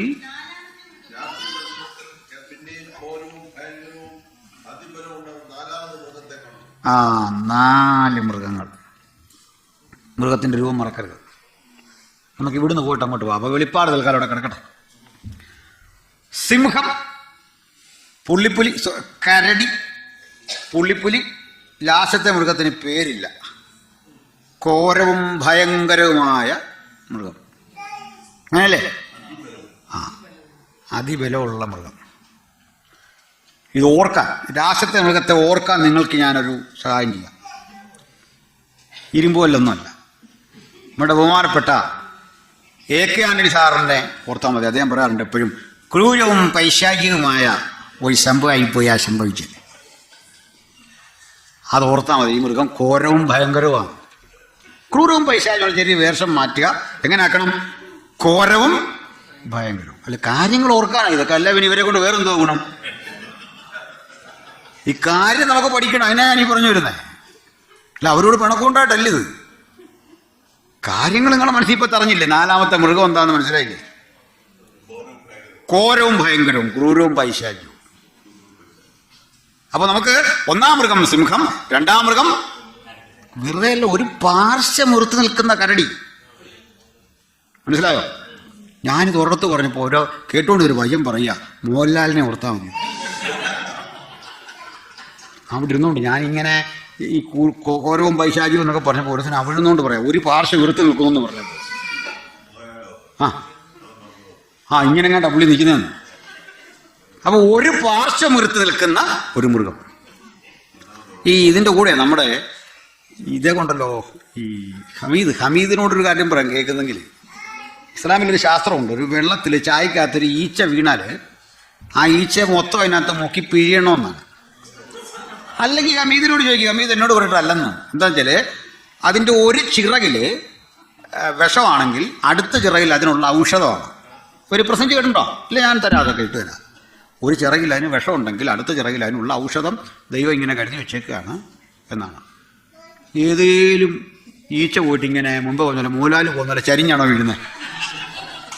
വീഴുമ്പോൾ ഈ വിഷമുള്ളടം തന്നെ ആദ്യം കുത്തണമെന്ന് നിയമമുണ്ടോ? തിരിഞ്ഞാണുള്ള സ്ഥിതി ആലോചിച്ച്. ഞാൻ ചോദിച്ചതല്ലേ, സംവാദത്തിൽ ചോദിച്ച സുഹൃത്തെ, ബാലുശ്ശേരിയോട് ചോദിച്ചതാ. ബാലുശ്ശേരി മുജാഹിദ് ബാലുശ്ശേരി സാഹിബേ, ഈച്ച പറന്നു പോകുന്ന മോഹൻലാൽ വരുന്നവരാണ്. കാരണം എന്താ? സൈഡ് ഇങ്ങനെ വെച്ചാണോ വരുന്നത്? അല്ല, അത് മൊത്തം ഒന്ന് വീഴുക. മുങ്ങുമ്പോൾ ഒരു ചിറ ഇങ്ങനെ പൊങ്ങി നിൽക്കുകയാണോ? ചില സ്നാനപ്പെടുമ്പോൾ നിൽക്കുന്ന പോലെ. അറിയാൻ വയ്യാത്തവൻ സ്നാനപ്പെടുത്തി കഴിഞ്ഞാണ്ടല്ലോ ഇതേ അവസ്ഥയായി പോകും. കാരണം ഇവിടെ ഇങ്ങനെ മുതുക് പൊങ്ങി നിൽക്കും. ഒക്കെ പഠിക്കണം അല്ലേ? അല്ലേ രണ്ടുപേരുടെ മുങ്ങും, അതാ വേറൊരു കുഴപ്പം. പോട്ടെ എന്ന് പറഞ്ഞോലെ ഈ കാര്യങ്ങൾ ഓർക്കാനാണ് ഇതൊക്കെ പറഞ്ഞേ. അപ്പൊ ഒന്നാം മൃഗം സിംഹം, രണ്ടാം മൃഗം പാർശ്വം ഉയർത്തു നിൽക്കുന്ന കരടി, മൂന്നാം മൃഗം ചിറകുള്ള പുള്ളിപ്പുലി, 4 ഘോരവും ഭയങ്കരവും അതിബലവുമുള്ളതായ ഇരുമ്പ് പല്ലുള്ള ഒരു മൃഗം. ഇവിടെ നിൽക്കട്ടെ. ഇതേക്കുറിച്ച് പറയുന്ന പരമ്പരാഗത വ്യാഖ്യാനത്തിൽ ഞാൻ അങ്ങനല്ല കരുതുന്നത്. ഇത് തന്നെ ബാബിലോൺ, മീഡോ പേർഷ്യ, ഗ്രീസ്, റോമാണെന്നാണ് പറയുന്നത്. മറ്റേ അപ്പുറത്ത് കണ്ടേ. പക്ഷെ അത് തെറ്റാണ്. തെറ്റാകാനുള്ള കാരണം 24ാമത് വാക്യം ഓർത്തേ വായിച്ചേ. ഇതിൻ്റെ തന്നെ 24 24 7:24.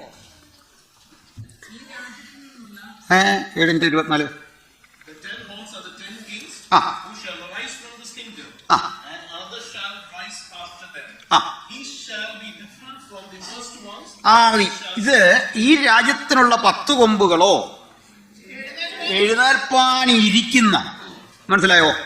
എഴുന്നേൽപ്പാനിരിക്കുന്നത്. ഇനിയും തന്നെയുണ്ട്. ഇനിയും പറയുന്നുണ്ട്. ആ 4 മഹാമൃഗങ്ങൾ. 17ാം വാക്യം കൂടെ വായിച്ച്.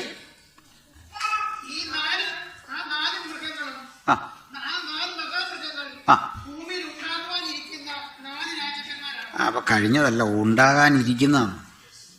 ഇവിടെയും പറഞ്ഞത് 10 കൊമ്പ് ഉണ്ടാകാനിരിക്കുന്നതാണ്. ഇത് ബേൽശസ്ത്രയുടെ വാഴ്ചയുടെ ആണ്ടില്ല കണ്ടേ. അപ്പൊ ഇതല്ലെന്ന്, ഉണ്ടാകാനിരിക്കുന്നു. വചനത്തിലെ വാക്യങ്ങൾ നോക്കണം. അല്ല ക്ലാരൻസ് ലാർക്കിൻ ഇങ്ങനെ എഴുതി വെച്ചു എന്ന് പറയുന്നത് വായിച്ചുകൊണ്ട് പോലെ. ഇതൊക്കെ ലാർക്കിനാണ് ഇതെല്ലാം എഴുതി വെച്ച മിക്കവാറും കാര്യങ്ങൾ വായിച്ചിട്ട് നേരെ നമ്മളും അതങ്ങ് പകർത്തി വെക്കുക. നമ്മുടെ നാട്ടിലെ ആൾക്കാരെല്ലാം ചെയ്തുകൊണ്ടിരുന്നത് ഈ ക്ലാരൻസ് ലാർക്കിനൊക്കെ എഴുതിയ സംഗതി അതുപോലെ പരിഭാഷപ്പെടുത്തിയിട്ട് ദൈവം തന്നെന്ന് പറഞ്ഞിരിക്കുകയായിരുന്നു. ദൈവം കൊടുത്തതല്ല, ക്ലാരൻസ് ലാർക്കിൻ കൊടുത്താണ്. അതിൽ ലാർക്കിൻ വളരെ രസാവഹമായൊരു കാര്യം കൂടെ പറയുന്നുണ്ട്. മഹാസർപ്പത്തിൻ്റെ വായിൽ നിന്ന് 3 തവളകൾ പുറപ്പെട്ടു. ആരാന്ന് വ്യാഖ്യാനിച്ചിട്ടുണ്ട്. അന്യഭാഷ പറയുന്ന പെന്തിക്കോസുകാരാണ്. ഇതും കൊണ്ടാണ് നമ്മുടെ പല കക്ഷികളും അതിലേ നടക്കുന്ന ഓർത്തോണം. മനസ്സിലായോ? ഞാനിതുകൊണ്ട് അതിനൊക്കെ കാര്യം പഠിക്കണം. ഏതാത്മാവിൽ അങ്ങനെ എഴുതാൻ പറ്റുന്നത് നിങ്ങളൊന്ന് ആലോചിച്ച്. പരിശുദ്ധമായി സഭയ്ക്കകത്ത് ഉപയോഗിക്കുന്ന ആരാധനയിൽ തന്നെത്താൻ ആത്മീയ വർധന വരുത്താൻ ദൈവത്താൽ നൽകിയ കൃപാവരത്തെക്കുറിച്ച് ഇങ്ങനെ പറയേണ്ടി വരുമ്പോൾ എങ്ങനെയാണ് നിങ്ങൾ ആലോചിച്ച്? സ്തോത്രം. പോട്ടെ. അപ്പോൾ നമുക്കിപ്പം ഇതിലേക്കൊന്ന് വരാം. ഉണ്ടാകാനിരിക്കുന്നു. ഇത് എളുപ്പമായി. എന്താണെന്ന് അറിയണ്ടേ? മുമ്പ് പറഞ്ഞതിലേക്ക് വരാം. കഴിഞ്ഞ ദിവസം പറഞ്ഞേ, സിംഹം ഗ്രേറ്റ് ബ്രിട്ടൻ്റെ ചിഹ്നമാണ്. ആണോ?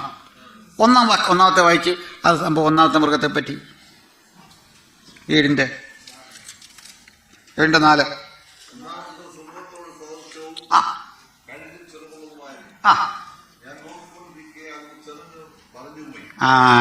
കഴുകൻ ചിറകങ്ങ് പറഞ്ഞു പോയി. അതാ അമേരിക്കയിൽ നിന്ന്. അമേരിക്കയുടെ ചിഹ്നം എന്താ? കഴുകൻ. എവിടുന്നാ പോയ? ബ്രിട്ടനിൽ നിന്ന് പോയ സംഗതിയാണ്. ബ്രിട്ടനിലെ പ്രാർത്ഥന മനുഷ്യൻ. പിൽഗ്രിം ഫാദേഴ്സിനെ പറ്റി, പ്യൂരിറ്റൻസിനെ പറ്റി പഠിക്കണം. ഈ രാജ്യത്തിൻ്റെ പ്രവണതകൾക്കെതിരെ കലഹിച്ച ഒരുപറ്റ ആളുകൾ, ജീവിതം കൊണ്ട് കലഹിച്ച മനുഷ്യരുണ്ടായിരുന്നു. അവർക്കിവിടെ നിൽക്കാൻ വയ്യാത്ത സ്ഥിതി വന്നു. അവർ അന്തി ഉറങ്ങാൻ ഇടമില്ലാതെ, ആരും പരിഗണിക്കാനില്ലാതെ, തൊഴിൽ കൊടുക്കാനില്ലാതെ നിങ്ങളിവിടെ വിട്ടുപോകിയ വഴി അങ്ങനെ തേടി ഓർക്കുന്നുണ്ടല്ലോ മറ്റേ യാത്രയൊക്കെ അവരുടെ, കൊളംബസ് പോയതൊക്കെ. ആ യാത്രയ്ക്കൊടുവിൽ അവർ ചെന്നു ഒരു സ്ഥലത്ത് ചെന്ന് പറ്റി. കുറേ അപരിഷ്കൃതരായ മനുഷ്യരെ കണ്ടപ്പോൾ തങ്ങൾ വന്ന സ്ഥലം ഇന്ത്യയാണെന്ന് അവർ ഓർത്തു. അങ്ങനെ അവിടുത്തുകാർക്കൊരു പേരിട്ടു, റെഡ് ഇന്ത്യൻസ്. നമ്മളുമായിട്ട് ഒരു ബന്ധമില്ല. കുളി നനയില്ലാത്ത മനുഷ്യരെല്ലാം കണ്ടപ്പോൾ ഓർത്തു ഇന്ത്യൻസ്. പിടികിട്ടിയോ? നോക്കണേ ഒരവസ്ഥ നമ്മുടെ ഈ പേരിട്ടിട്ട് പോകുന്നു. അങ്ങനെയൊക്കെ കാര്യമുണ്ട്. ഇതൊക്കെയാണ് നമ്മുടെ നാട്ടിൽ ഈ കർവാപ്പസി എന്ന് പറഞ്ഞ പരിപാടിയുണ്ട്. ഇത് കുറേ പേരെല്ലാം തിരിച്ചു പോയി. ഇതൊന്ന് കാണാനായിട്ട് ഞാനും തിരുനക്കര പോയി. ഇതൊന്ന് കണ്ടേക്കാം. കാറായിട്ടൊന്ന് നോക്കി. എല്ലാം കൂടി 10-16 പേരേ ഉള്ളൂ. തിരിച്ചു പോകാനേ കർവാപ്പസി വീട്ടിലേക്ക് തിരിച്ചു പോവാം.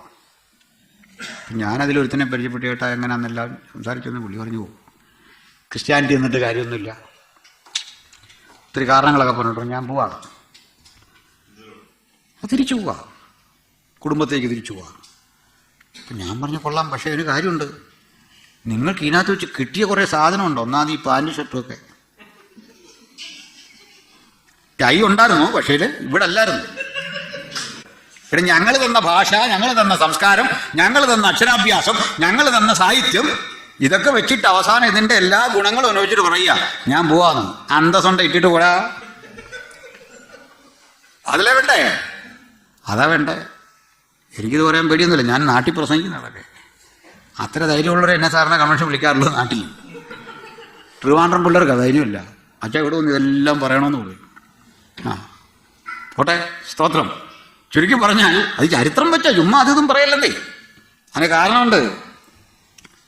മലയാളി ആദ്യമായിട്ട് കൂലി കണ്ടത്, ജോലിയിട്ട് കൂലി കണ്ടതേ സഖാക്കളൊന്നും കൊടുത്തല്ല ആദ്യമായിട്ട്. അങ്ങനെയൊക്കെ പഠിപ്പിക്കുന്നുണ്ട്. നമ്മുടെ ചരിത്രമല്ലാതെ തെറ്റാക്കി കളഞ്ഞെന്ന് ചുമ്മാ കുറേ ആൾക്കാർ അതും പറഞ്ഞു നടക്കുകയാണ്. ഇതൊന്നും അല്ല, നോ നെവർ. ഞങ്ങൾ പറഞ്ഞുതരാം, ചരിത്രമുണ്ട്. കേരളത്തിൻ്റെ ഇരുളടഞ്ഞ ഏടുകൾ വായിക്കണം. ഇളംകുളം കുഞ്ഞമ്പിള്ള പഴയ ചരിത്രമൊക്കെ എഴുതിയിട്ടുണ്ട്, വസ്തുതാപരമായിട്ട് കിട്ടും. ലോകൻ്റെ മലബാർ മാനുവൽ വായിക്കണം. വില്ലൻ ലോകൻ്റെ, കോട്ടയം കളക്ടറായിരുന്നു വില്ലൻ ലോകൻ. അപ്പോൾ ഇതിലൊക്കെ കിടപ്പുണ്ട് പണ്ട് മനുഷ്യൻ അനുഭവിച്ച വ്യഥകൾ, ദുഃഖങ്ങൾ, പ്രയാസങ്ങൾ. 108 വിധ കരം പിരിച്ചു തിരുവിതാംകൂർ രാജാക്കന്മാർ. ആ ലോകത്ത് നിന്ന് മനുഷ്യനെ മനുഷ്യനാക്കി മാറ്റിയത് അവൻ്റെ അറിവും വിദ്യാഭ്യാസമാണെങ്കിൽ ആ അറിവിൻ്റെയും വിദ്യാഭ്യാസത്തിൻ്റെയും പിൻബലം പള്ളിക്കൂടമാണ്. പള്ളിക്കൂടം എന്ന് വെച്ചാൽ പള്ളിയുടെ സൈഡ് ചാർത്ത് പിടിച്ചുണ്ടാക്കിയ പഠനശാലകളാണ്. അതിന് ആ പള്ളിയിലെ കൂട്ടമാണ് പള്ളിക്കൂടമായത്. മനസ്സിലായോ? പള്ളിക്കൂടം നമ്മൾ കൊടുത്ത ഹെർമൻ ഗുണ്ടട്ട മലയാള ഭാഷയ്ക്ക് വ്യാകരണം ഉണ്ടാക്കിയേ, ബെഞ്ചമിൻ ബെയ്ലി അക്ഷരം ഉണ്ടാക്കിയേ. ഇങ്ങനെയായിരുന്നു ആദ്യമൊക്കെ സാ എന്നൊക്കെ എഴുതണം. നിങ്ങൾക്ക് വായിക്കാൻ പാത്രം കാണിക്കുന്നത് ഈ കിടക്കുന്ന അക്ഷരമായിരുന്നു നമ്മുടെ സാ, സ്ക്വയർ ലെറ്ററായിരുന്നു. അതൊക്കെ വളച്ച് റെഡിയാക്കി ഇന്ന് കാണുന്ന കേർവ്സ്, ഈ റൈറ്റിങ്സ് ഒക്കെ ഉണ്ടാക്കിയത് ബെഞ്ചമിൻ ബെയ്ലിയാണ്, കോട്ടയത്ത് വന്നു. മനസ്സിലായോ? മുളങ്കാട് വളർന്നു നിൽക്കുന്ന കോട്ടയം ടൗണിൽ നിന്നുകൊണ്ട് അധികം നോക്കുമ്പോൾ ഈ കാട് വെട്ടാൻ ഒരു മനുഷ്യൻ വരികയില്ല. കാരണം മൊത്തം പാമ്പാ. കൂലിക്ക് ആളെ വിളിച്ചു, രക്ഷയില്ല. ആയിപ്പിൻ്റെ ബുദ്ധിയല്ലേ. പുള്ളി കുറേ സ്വർണ്ണ നാണയങ്ങൾ വാരിയെടുത്ത് ആ കാട്ടിലോട്ട് എറിഞ്ഞു. കണ്ടോ വാക്കത്തിയും കൊണ്ടും കോളാലിയും കൊണ്ടും ഓടി കയറി. പാമ്പിനെ നോക്കിയില്ല, ഒന്നും നോക്കിയില്ല, വെട്ടി തകർത്ത്. കൂലിയുടെ പാതി പോലും കൊടുക്കേണ്ടി വന്നില്ലേ. ഇങ്ങനെ വെട്ടിത്തെളിച്ചുണ്ടാക്കിയ കോട്ടയ്ക്കകമാണ് കോട്ടയമായത്. മനസ്സിലായില്ലേ? പ്രിന്റിംഗ് പ്രസ്, സ്റ്റെതസ്കോപ്പ്, ഇതൊക്കെ ആദ്യം കാണുന്ന അങ്ങനെയാ. അന്നേ നമുക്ക് ഒരു ഹൈവേ ഉണ്ടാക്കണമെന്ന് ഏടൽ മൺട്രോ പറയുമ്പോൾ തിരുവിതാംകൂർ രാജാവ് പറഞ്ഞത് മുറജപത്തിന് കാശ് തികയില്ലെന്ന്, അതായത് ബ്രാഹ്മൺസിന് ഫുഡ് കൊടുക്കാൻ. മനസ്സിലായില്ലേ? എന്നിട്ടായി ഇവർ പറയുന്നത് പാസന്മാരെല്ലാം ഭയങ്കര തീറ്റിയാണ്. സർക്കാർ ചെലവിൽ 1000 നാൾ കഴിഞ്ഞുകൊണ്ടിരുന്ന കക്ഷികൾ വന്നിട്ട് പറയുക നമ്മുടെ നികുതിപ്പണം കൊണ്ടായ കക്ഷികൾ മുറജപം കഴിക്കുന്നത്, അതിന് കാശില്ലെന്നത്. ഏടൽ മൺട്രോ പറഞ്ഞു കാശൊന്നും വേണ്ട, തൊഴിലാളികളെ വിട്ടതാ, കാശ കൊടുക്കാം. ജീവിതത്തിൽ ആദ്യമായിട്ട് മനുഷ്യൻ കൂലിക്ക് പണിയെടുത്തു, പൈസ കൊടുത്തു. പൈസ കിട്ടിക്കഴിഞ്ഞപ്പോൾ നാടാർ കമ്മ്യൂണിറ്റി, ഈഴവ കമ്മ്യൂണിറ്റി, ദലിതർക്കും ഒക്കെ ആദ്യം കാശ് കിട്ടുക. കാശ് കിട്ടിക്കഴിഞ്ഞപ്പോൾ ഇവർ നേരെ ചാലാക്കമ്പോളത്തിലങ്ങ് ഇറങ്ങി കാശ് കയ്യിലിരിക്കുക. കാരണം കാശ് കിട്ടിയപ്പോൾ ഒരു ധൈര്യം വന്ന് അങ്ങ് ഇറങ്ങി അങ്ങോട്ട്. അപ്പോൾ അവിടെ ഇരിക്കുന്നവനും കാശ് കിട്ടിയാൽ അവൻ കാശ് മേടിച്ചിട്ട് സാധനം കൊടുത്തു. ചാലാക്കമ്പോളം മുഴുവൻ അസ്പർശരായ ആളുകൾ ഇറങ്ങിയെന്നിറങ്ങി നാട് കത്തി ഭയങ്കര പ്രശ്നമായി. മാര് പോയഴിക്ക് വെള്ളം അടിച്ചിട്ട് അവരെ സകല വിഷമം വന്ന് തിരുവിതാംകൂർ രാജകൊട്ടാരത്തിന് മുമ്പിൽ നിന്ന് 2 മണിക്കൂർ നീണ്ടു നിൽക്കുക തെറിയായിരുന്നു രാജാവിനെ. ചരിത്രത്തിലുള്ള കാര്യമൊന്നും ഞാനുണ്ടാക്കിയ സംഭവമൊന്നുമല്ലെന്ന്. കാരണം ഈ രാജാവിന് വഴി വേണ്ട, കാരണം ഇയാരെ എടുത്തുകൊണ്ട് പോവാന്ന് ഇങ്ങനെ ഈ തേരിനകത്ത്. ഓഹോ ഓഹോ എന്ന് പറഞ്ഞ് എടുത്തോണ്ട് പോവാ. ഇങ്ങനൊരു വഴിയില്ല, കാടും പള്ളിയും പാപ്പും ഒന്നും ഇല്ലെന്ന്. ഇവരെ സ്വപ്നത്തിൽ അതില്ല, വഴിയില്ല. അപ്പോൾ വഴിയുണ്ടാക്കിയത്, രീതികൾ മാറ്റിയത്, സംസ്കാരത്തെ മാറ്റിയത് അക്ഷരാഭ്യാസമാണെങ്കിൽ ആളിക്കത്തുന്ന അക്ഷരങ്ങളെ മലയാളിക്ക് ദാനം ചെയ്തത് വിശുദ്ധ ബൈബിളാണ്. അതിൻ്റെ മൂല്യങ്ങൾ എന്നും ഉയർത്തിപ്പിടിക്കാനുള്ള ഞങ്ങളുടെ അവകാശമാണിത്. സ്തോത്രം. അത് ഓരോ സുവിശേഷകനും ഓരോ സുവിശേഷ പ്രഭാഷകനും നാടിൻ്റെ മാറ്റത്തിൻ്റെ കാഹളമുതുന്ന മനുഷ്യരാണ്. സ്തോത്രം. പോട്ടെ, നീട്ടുന്നില്ല അവിടെ നിന്ന്. അപ്പോഴേ പ്യൂരിറ്റൻസ് അമേരിക്കയിൽ ചെന്നു. അവർ അവിടെ ആ സ്ഥിതിക്ക് മാറ്റം വരുത്തി, അതിനെ പരിഷ്കരിച്ചു. അവർക്ക് നാണയത്തിൽ വി ട്രസ്റ്റ് ഇൻ ഗോഡ്. കണ്ടില്ലേ? ഇതൊക്കെ പറയുമ്പോൾ അമേരിക്കയുടെ പേര് 100 കുറ്റം പറയും, ബ്രിട്ടൻ്റെ പേര് 100 കുറ്റം പറയും. പക്ഷെ ആവശ്യം വരുമ്പോൾ ഇങ്ങോട്ട് കയറും. മനസ്സിലായോ? നിങ്ങൾ ആൾക്കാരെ കണ്ടിട്ടില്ലേ? സായിപ്പിനെ ഇഷ്ടമല്ല, അമേരിക്ക ഇഷ്ടമല്ല, ബ്രിട്ടൻ ഇഷ്ടമല്ല, നേരെ തലയെ മുണ്ടിട്ടിങ്ങ് പോരുക. ഇപ്പം പിന്നെ ഫേസ്ബുക്ക് ഉള്ളതുകൊണ്ടാണ് നമ്മളിത് അറിയുന്നത് വന്നിട്ടുണ്ടെന്ന്. മനസ്സിലായോ? തീർച്ചയായിട്ടും അമേരിക്കയ്ക്കും പാശ്ചാത്യ രാജ്യങ്ങൾക്കൊക്കെ ഒത്തിരി മൂല്യശോഷണം ഉണ്ടോ? ഞങ്ങളത് പറയാൻ മടിക്കുന്നില്ലെന്നേ. ഇവിടെ വന്നല്ലേ പറയുന്നല്ലേ? അതൊക്കെ പറയാൻ മടിയൊന്നുമില്ല. അതാ ഇവൻ്റെ ഗുണം. അത് പറയാനുള്ള സ്വാതന്ത്ര്യം ഇവിടെ കിട്ടും. തെറ്റെന്ന് പറയാനുള്ള സ്വാതന്ത്ര്യം ഇവിടെ ഉണ്ട്, അല്ലേ? ആ മനുഷ്യാവകാശം വേറെ ഇവിടെ ഉണ്ട്. ലോകത്ത് മതം ഭരിക്കുന്ന രാജ്യങ്ങളൊക്കെ നോക്ക്. ക്രൈസ്തവ രാജ്യങ്ങളിലാണ് മാനവിക മൂല്യം. വേറൊന്നുമില്ല, മനുഷ്യത്വമില്ല. വന്നു പാർക്കുന്നവരോട് ഉണ്ടോ? ഇനി ഒന്നുകൂടെ പറയാം. പക്ഷെ എന്താ ഇത്രയും ഈ രാജ്യങ്ങൾക്ക് വന്ന പ്രശ്നം എന്നറിയോ? 3-4 വാറുകൾ യുദ്ധം കഴിഞ്ഞപ്പോഴേക്ക് പുരുഷന്മാരുടെ എണ്ണം കുറഞ്ഞു, ആണുങ്ങളില്ലാതായി, സ്ത്രീകൾ അവശേഷിച്ചു, കുഞ്ഞുങ്ങൾ തെരുവീഥികളിലായി. മനസ്സിലായില്ലേ? ഇതാണ് ഈ രാജ്യങ്ങൾ അധപ്പതിക്കാൻ കാരണം, ധാർമ്മികമായിട്ട്. വേറെന്നറിയാവോ? തെരുവീഥികളിലൂടെ അലഞ്ഞു തിരിയുന്ന കുഞ്ഞുങ്ങളെ കണ്ടിട്ട് ആ കുഞ്ഞുങ്ങൾ ഗുണ്ടകളാകും, ഈ തെരുവീഥികൾ പിടിച്ചെടുക്കുമെന്ന് അറിഞ്ഞുകൊണ്ട് അവർക്ക് വേണ്ടി ആരംഭം കുറിച്ച മഹാപ്രസ്ഥാനത്തിൻ്റെ പേരാണ് സൺഡേ സ്കൂൾ. അറിയോ? യുദ്ധം, ലോകമഹായുദ്ധങ്ങൾ പുറന്തള്ളിയ മാലിന്യങ്ങളായി കരുതിയ കുഞ്ഞുങ്ങൾക്ക് അർത്ഥവും അവകാശവും കൊണ്ട് ലോകത്തിലെ ഏറ്റവും വലിയ സംഘടിത ശിശുക്കളുടെ പ്രസ്ഥാനത്തിൻ്റെ പേരാണ് സൺഡേ സ്കൂൾ. അത് പഠിപ്പിക്കുന്നവരുണ്ടെങ്കിൽ ഓർക്കണം, അഭിമാനകരമാണ് ആ ജോലി. ഈ ചരിത്രം പിള്ളേരെ പറഞ്ഞു കൊടുക്കണം, എങ്ങനെ ഉണ്ടായത് സൺഡേ സ്കൂൾ. അത് എലി കടിച്ച ചേനയെല്ലാം കൂടെ കൊണ്ട് മറ്റവൻ യാഗം കഴിച്ചെന്നു. മനസ്സിലായില്ലേ? മറ്റവൻ സൂപ്പർ ഒരു ആടിനെ കൊണ്ടുവന്നു. ഇത് പറയാനുള്ള സ്ഥലമല്ല, നമ്മൾ വന്ന വഴികൾ ഓർക്കണം. ഇനി ഇതൊക്കെ പറഞ്ഞേ പിണക്കമുണ്ടോ? പിണങ്ങിട്ട് കാര്യമില്ല, എന്നെ സഹിക്കേ പറ്റുള്ളൂ. ചില ദിവസങ്ങളുണ്ട്. ഞാൻ കഴിഞ്ഞ ദിവസം ഒരാൾ ഇത് പറഞ്ഞു, 10 ദിവസം നിങ്ങൾക്ക് ഉപദ്രവം ഉണ്ടാവും. എല്ലാ മതം വഴിയാ ഞാൻ പറഞ്ഞു. അപ്പോ ചുരുക്കി പറഞ്ഞാൽ ഇവിടെ അവസാനത്തോടെ സഹിച്ചു നിൽക്കുന്നവർ രക്ഷിക്കപ്പെടുന്നു പറഞ്ഞു, അല്ലേ? അപ്പൊ ഇവിടെ സിംഹത്തെ കണ്ടു, അതിന്റെ കഴിവൻ ചിറക് പറഞ്ഞു പോയി. പിന്നെന്താ?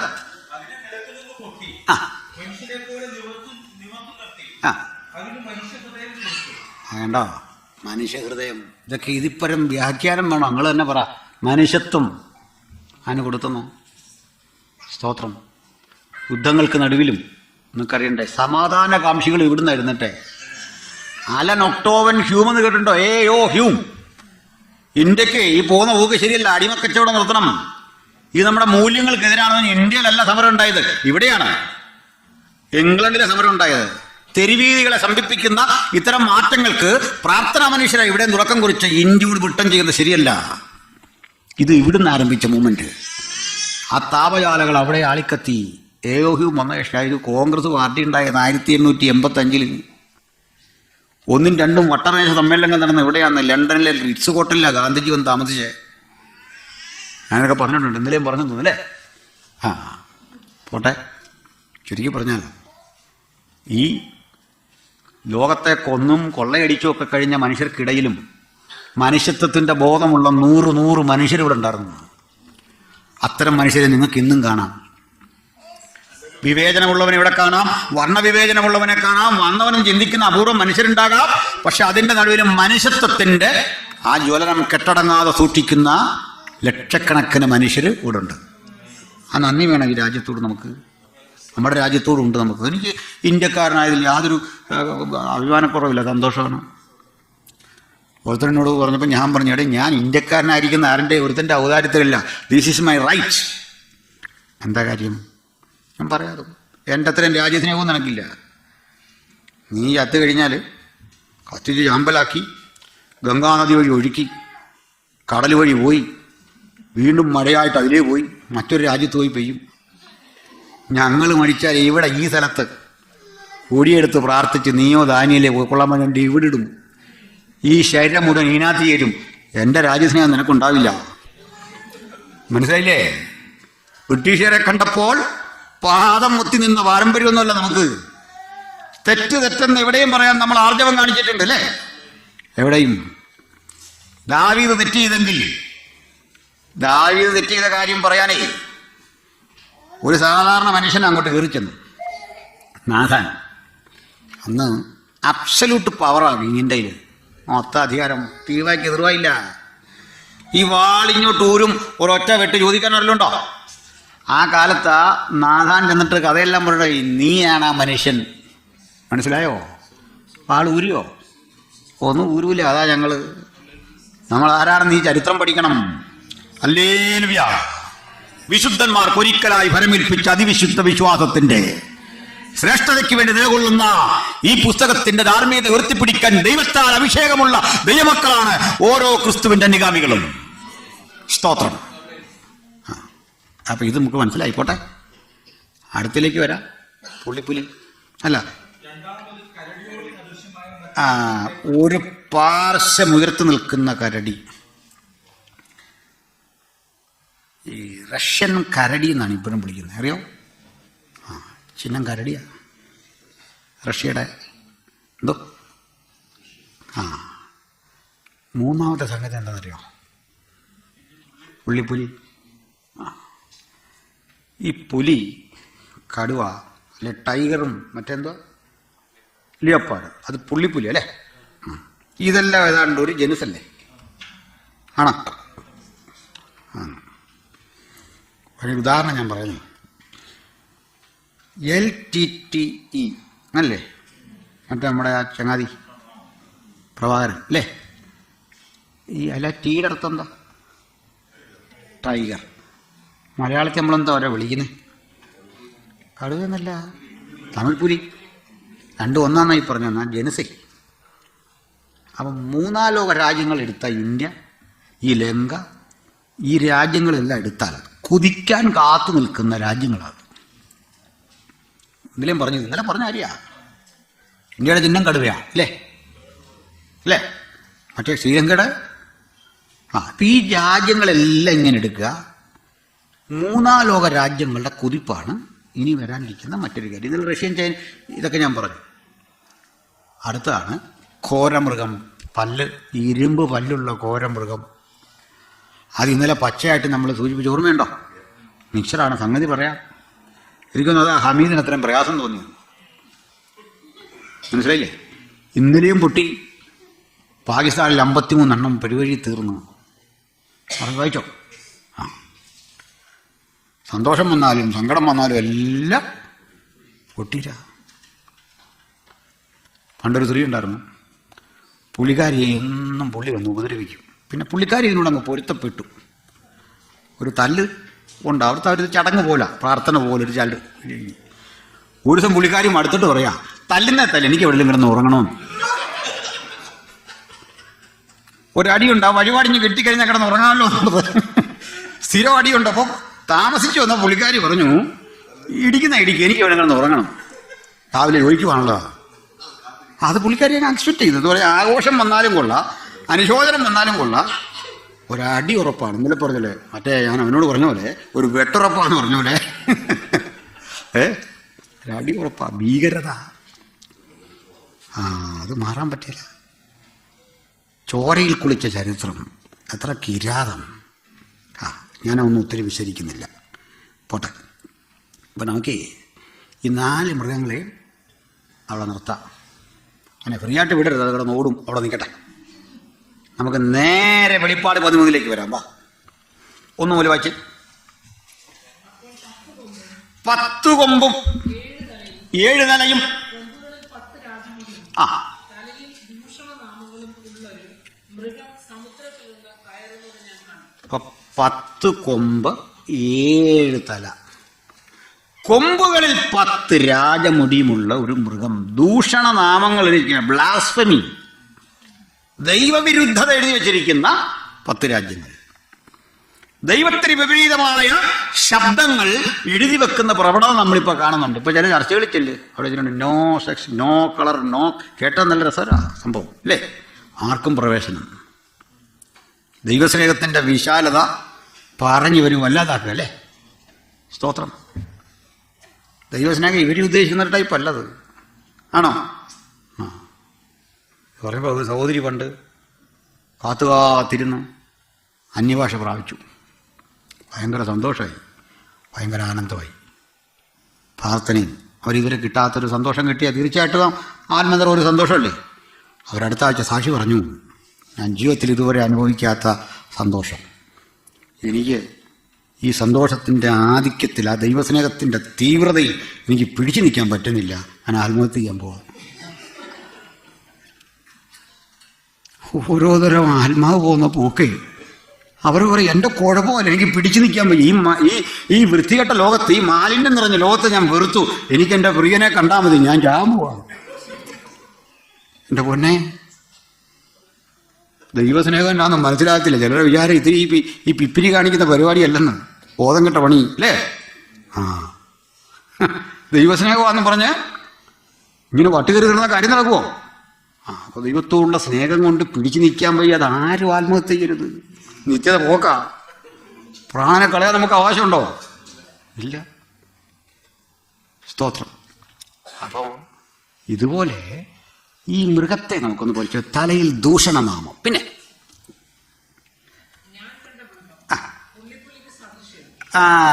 ഇവൻ്റെ ബോഡി തേർഡ് വേൾഡിൽ നിന്നാണ് വരുന്ന അസ്തിത്വം, പുള്ളിപ്പുലിക്ക് സദൃശം. പിന്നെ ഇവനെ പിന്തുണ കിട്ടുന്നത്, നിലനിൽപ്പിന് വേണ്ട സപ്പോർട്ട് കിട്ടുന്നതേ റഷ്യയുടെ പിന്തുണയാ. വരുന്നുണ്ടോ പരിപാടി? കിഴക്ക് നിന്ന് വരുന്ന രാജാക്കന്മാരെല്ലാം കൂട്ടി നോക്കണം. പിന്നെ വരുന്ന ഒരു ബ്രിട്ടീഷ് വായായിരിക്കണം. എന്താ ബ്രിട്ടീഷ് വായുടെ പ്രത്യേകത? ഇവൻ്റെ ലാംഗ്വേജ് ഇംഗ്ലീഷ് ആയിരിക്കുന്ന. മനസ്സിലായോ? അടുത്തത് ഇവൻ്റെ ലക്ഷണങ്ങൾ പറഞ്ഞേരും. അടുത്തത്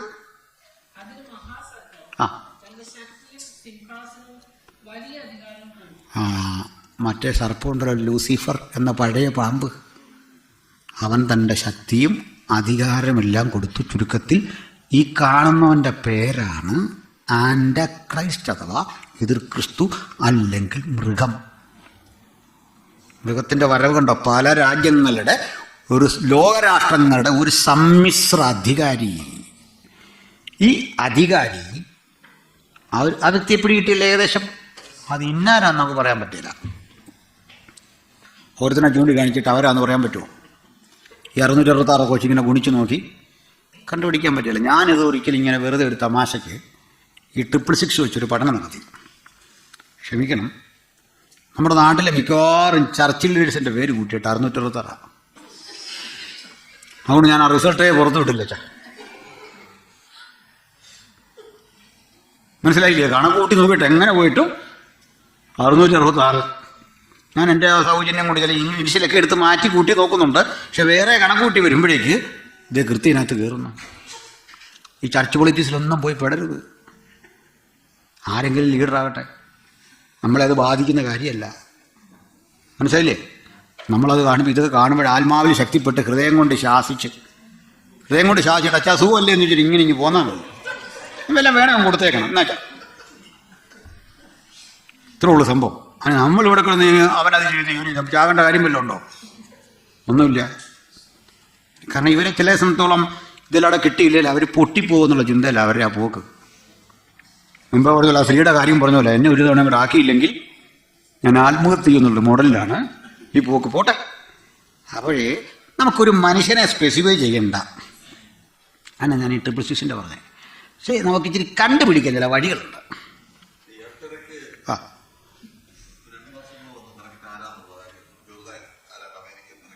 ആ ഓ അതിനകത്തൊന്നും വിശ്വസിക്കല്ലോ. അയാളാണ് ഇയാളാണ് മറ്റവനാണ് വിശ്വസിക്കരുത്. ഇത് മർമ്മമാണെന്ന് സീക്രട്ടൊക്കെ അവൻ വെളിപ്പെട്ടില്ല. ഒരു വെളിപ്പെട്ടിങ്ങി ഒരു ദിവസം അന്നേരം നമുക്കറിയാമല്ലോ. അവനെ കണ്ട് അത് നമുക്ക് ഒരു കാര്യം ചെയ്യാം. ഇവനെ മനസ്സിലാക്കുന്ന കൂടെ ഇവൻ്റെ ഭാര്യയെ കൂടെ കുറിച്ച് ഇവിടുന്ന് പഠിച്ചു പോകാം. വേണ്ടേ? ഇവനൊരു ഭാര്യയുണ്ട്. ആ ഭാര്യയെപ്പറ്റി പറയുമ്പോൾ അത്യാവശ്യം നമുക്ക് ഇച്ചിരി ഡീറ്റെയിൽസ് കിട്ടി. ഇവൻ്റെ ആ മഹിമ മനസ്സിലാവുമല്ലോ. വായിച്ചോ 17 അധ്യായം വെളിപ്പാട് 17. പെട്ടെന്ന് വായിച്ചേ. എൻ്റെ പാർട്ണറെ കുറിച്ച് കൂടി ചിന്തിച്ചു പോവാം.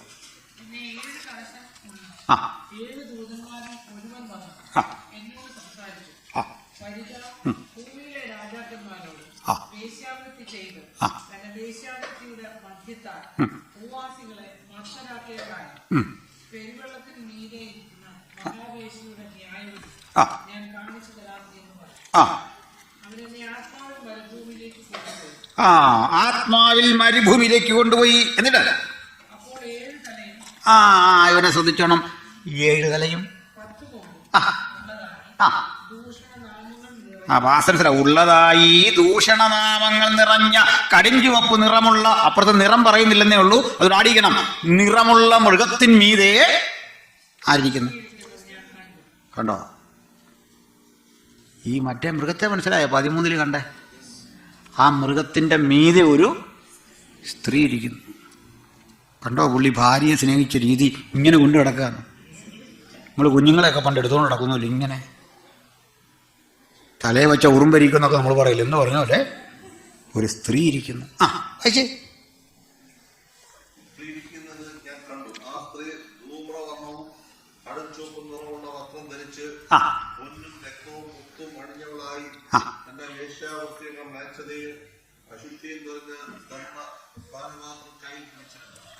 ഇനി നിങ്ങൾക്ക് 7-ാം വാക്യം വായിക്കാം. ഇത് കണ്ടിട്ട് ഈ സ്ത്രീയെ കണ്ടതും യോഹന്നാൻ ആശ്ചര്യപ്പെട്ടു. ആശ്ചര്യപ്പെടാൻ കാരണം എന്താ പറയട്ടെ? നമ്മൾ പ്രതീക്ഷിക്കാത്ത ഒരാളെ പ്രതീക്ഷിക്കാത്ത രൂപത്തിൽ കണ്ടാൽ ആശ്ചര്യപ്പെടുകയല്ലേ? പെടുകയല്ലേ? അതാണ് യോഹന്നാൻ പറഞ്ഞ. ഇതിനകത്ത് നീ ആശ്ചര്യപ്പെടുന്നും വേണ്ട. നമുക്ക് തോന്നിയതാ ഇവള് വലിയ പുള്ളിയാണെന്ന്, ഡീസൻ്റാന്നൊക്കെ തോന്നിയതാ. ഇവളായിരുന്നോ ഇതെന്ന് ആശ്ചര്യപ്പെട്ടു. പരിചയമുണ്ടെന്നർത്ഥം. അല്ല വേറൊരു സ്ത്രീയെ കണ്ട അങ്ങനെ തോന്നുന്ന കാര്യമുണ്ടോ? ഇവിടെ ഞാൻ ഏറ്റവും ഡീസൻ്റായി പ്രതീക്ഷിച്ചൊരു സ്ത്രീയാണല്ലോ. അയ്യോ, ഇത് നമ്മൾ കണ്ടോലല്ലോ കൂട്ടുകെട്ട്. ഇതാണ് ആശ്ചര്യപ്പെട്ടത്. മർമ്മം പൊളിയുന്നുണ്ടോ? അപ്പോൾ വായിച്ചു തന്നിട്ട്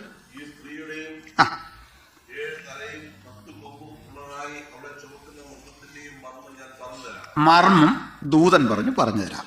പറഞ്ഞു. മനസ്സിലാക്കണം. ഈ മൃഗം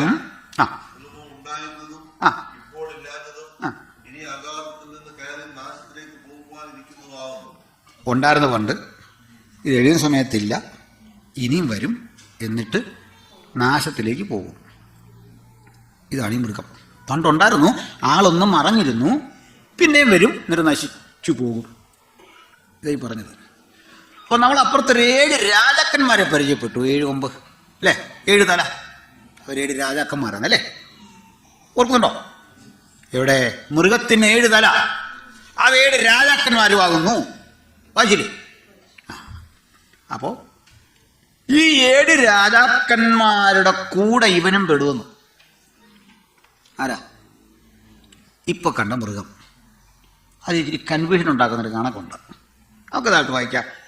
വായിച്ചു.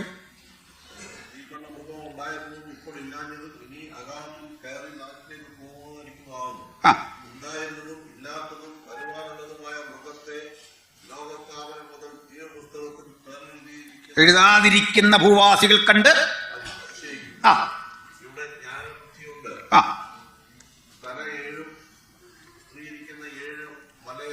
പിന്നെ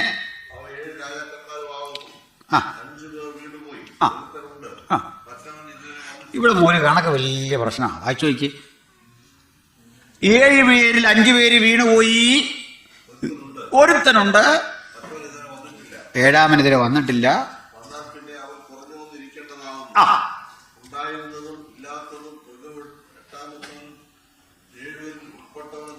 ആർക്കെങ്കിലും വല്ല മനസ്സിലായോ?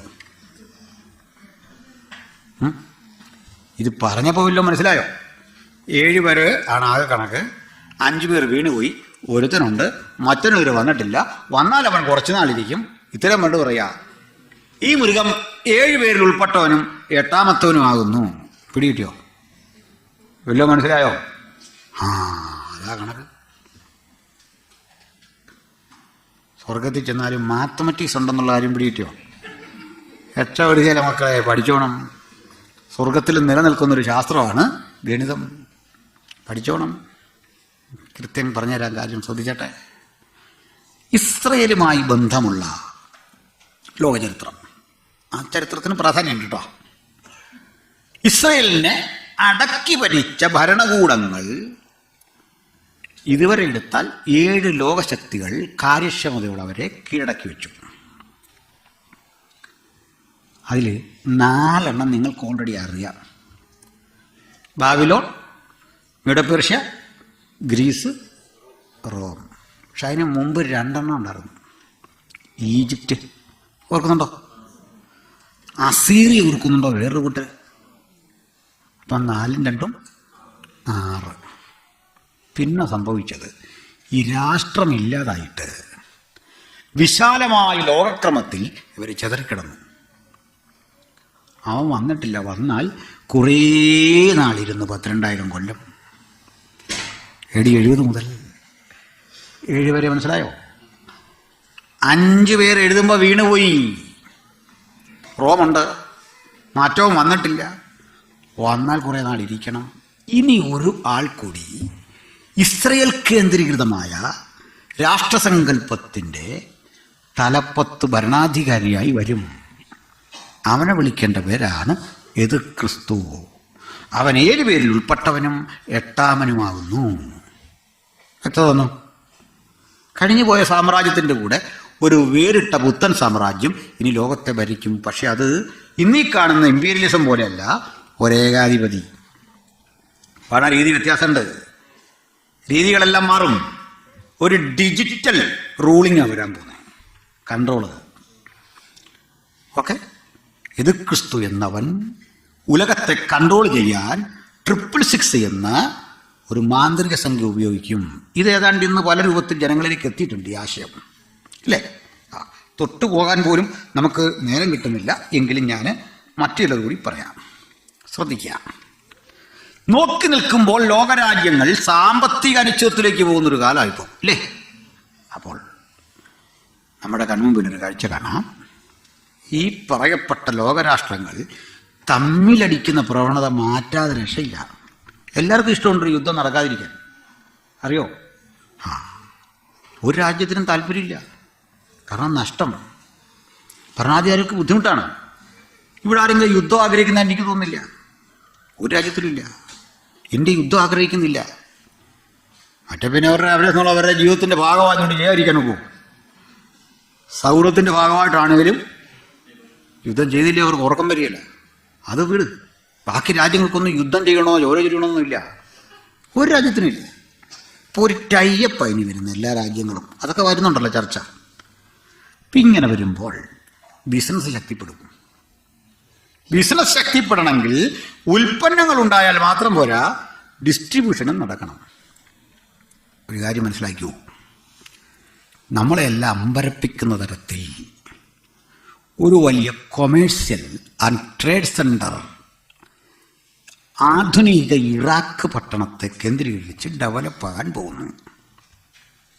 മനസ്സിലായോ?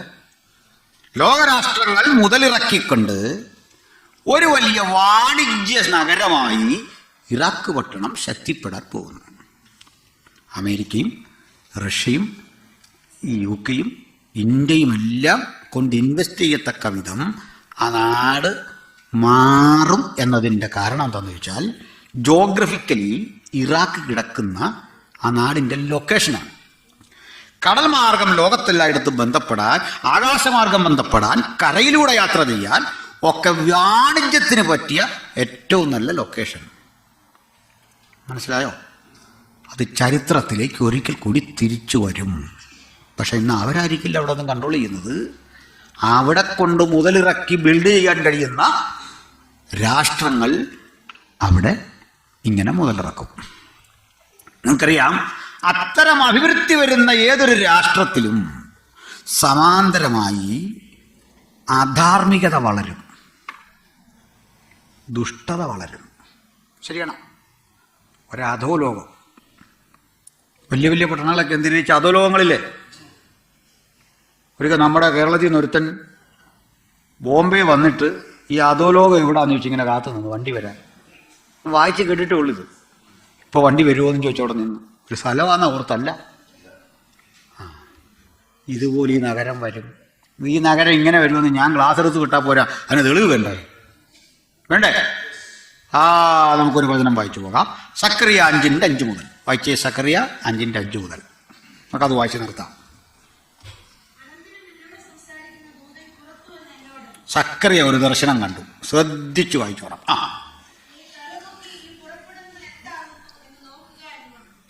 സക്കറിയ അവനോട് ദൂതൻ പറഞ്ഞു, നീ തലപൊക്കി കാണുന്ന എന്താന്ന് നോക്കാൻ പറഞ്ഞു. കാര്യം വായിച്ചു.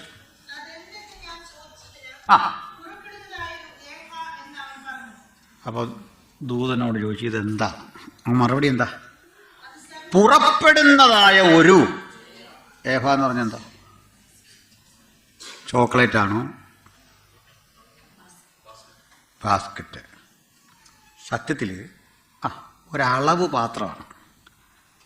പണ്ട് നമ്മുടെ നാട്ടിൽ നെല്ലിളക്കുന്ന പറ, ഇതുപോലൊരു അളവ് പാത്രം. ബാസ്ക്കറ്റ് അല്ല, ശരിക്കും എണ്ണ പകരാതെ ഒഴിയൊന്നും പോകത്തില്ല.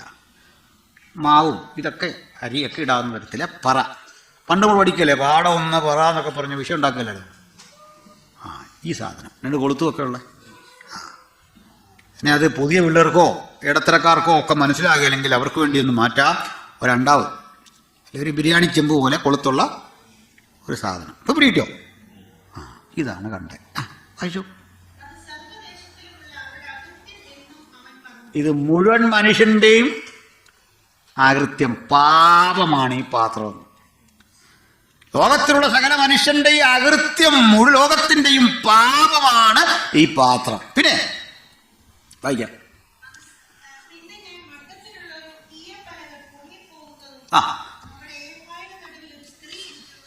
അപ്പോൾ ഇതിൻ്റെ അകത്തൊരു കാര്യം കൂടെ. ഒരു വട്ടത്തിലുള്ള ഈയപ്പലക, ഈ പാത്രത്തിൻ്റെ അടപ്പാണ്, നമ്മുടെ ബിരിയാണി ചെമ്പിൻ്റെ അടപ്പ്. അപ്പോൾ അതിനകത്ത് സ്ത്രീ എന്നൊന്നും വിളിക്കരുത്, ഒത്തിരി പ്രശ്നമുള്ളൊരു കാലമാണ്. അതിനകത്തൊരു ആൻറ്റി ഇരിക്കുന്നു. അതിന് മനുഷ്യനെ ബഹുമാനിക്കാനുള്ള കുഴപ്പം എന്നാ? ഇതൊക്കെ ഞാൻ വന്ന് പറഞ്ഞു തരണോ ഈ രാജ്യത്തുള്ള മനുഷ്യരോട്? അതിനകത്തൊരു അമ്മാമ ഇരിക്കുന്നു. അങ്ങനെ തന്നെ പറഞ്ഞു. അർഹിക്കുന്ന ബഹുമാനം, ആദരവ്. പാപത്തിൻ്റെ പാത്രത്തിൽ ഒരാൻറ്റി ഇരിക്കുന്നു. പിടികിട്ടിയല്ലോ? ഒരു പാത്രം ആൻറ്റി. നമ്മളൊരു പാത്രം എണ്ണാന്നൊക്കെ പറയുന്നല്ലേ, ഒരു സ്ത്രീ ഇരിക്കുന്നു. വായിച്ചേ. ആൻറ്റിക്കൊരു പ്രശ്നമുണ്ടേ, ദുഷ്ടത. ഒരു മയമില്ലാത്ത കച്ചവടം. പാപമാണ് പാത്രം, ദുഷ്ടതയാണ് നടക്കാൻ പോകുന്നത്. പിന്നെ ദൂതൻ ബുദ്ധിമാനായോണ്ട് അവളെ ഏവയ്ക്കുള്ളിലാക്കി ഈയപ്പലക കൊണ്ട് അടച്ചു. പിന്നെ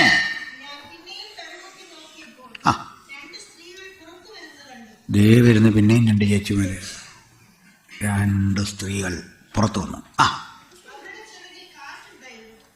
കൺസ്ട്രക്ഷൻ്റെ ഒരു പ്രശ്നമുണ്ട് ആ പരിഭാഷയ്ക്കകത്ത്. അവരുടെ ചിറകിൽ കാറ്റുണ്ടായിരുന്നു. അവർ തിരിച്ചു പറയണം, അവർക്ക് പെരിഞ്ഞാറയുടെ ചിറക് പോലെ ചിറകുണ്ടായിരുന്നു, അവരുടെ ചിറകിൽ കാറ്റുണ്ടായിരുന്നു. ഓക്കെ. പിന്നെ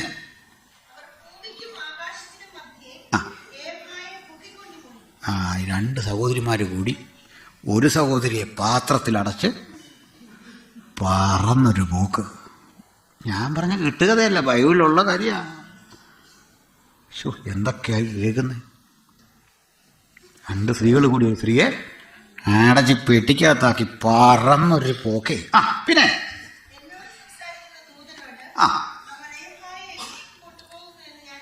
ദൂതനെടുത്തുണ്ടപ്പോൾ ചോദിച്ചു, ഇതെവിടെ പോവാ? ഈ സ്ത്രീയെ ഭയം കൊണ്ട് എവിടെ പോയി? ദുഷ്ടതയാകുന്ന സ്ത്രീയെ പാപത്തിന്റെ അകൃത്യത്തിന്റെ പാത്രത്തിലാക്കി ഇതെവിടെ പോവാ? വായിച്ചേ. അതിനവൻ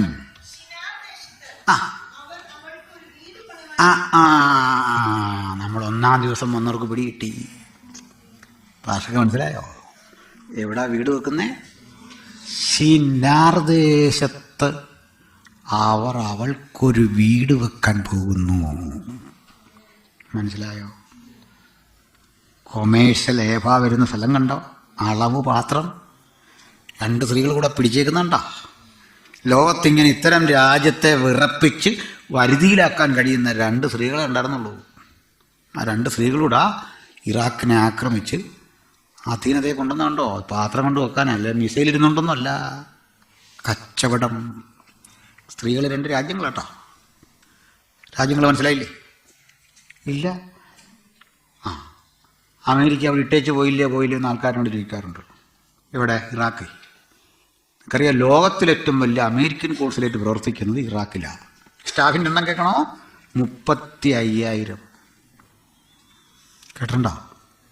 ആ എന്തിനാ പാത്രം കൊണ്ട് വച്ചേക്കുന്നത്? കടൽ വഴിയുള്ള കച്ചവടം, ആകാശമാർഗം, കരമാർഗം. എത്തതോന്നോ? ആ അല്ല, ഷിനാർ ദേശം 2010 ജനുവരി മാസം 1, ഡേറ്റ് മറക്കൂല. ഞാൻ കഴിഞ്ഞ ആഴ്ച എവിടെയോ പ്രസംഗിച്ചിട്ട് വന്ന് ക്ഷീണിച്ച് കിടക്കുകയാണ്. 31.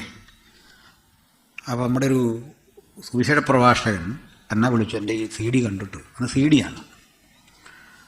എന്നോട് പറഞ്ഞിങ്ങനെ ലോകത്തെ മുഴുവൻ ബന്ധിപ്പിക്കുന്ന ഒരു വ്യാപാര ശൃംഖല ഇറാഖ് കേന്ദ്രീകരിച്ച് വരും എന്ന് പറഞ്ഞപ്പോൾ ഞാൻ ഇന്ന് കുറേ തെളിവ് കൊടുക്കുന്നുണ്ട്. ഇന്ത്യയിൽ വിട്ടുന്ന വലിയ റോഡുകൾ, അന്ന് റോഡുകൾക്കൊക്കെ കേരളം എതിരെ നിൽക്കുന്ന കാലമാണ്.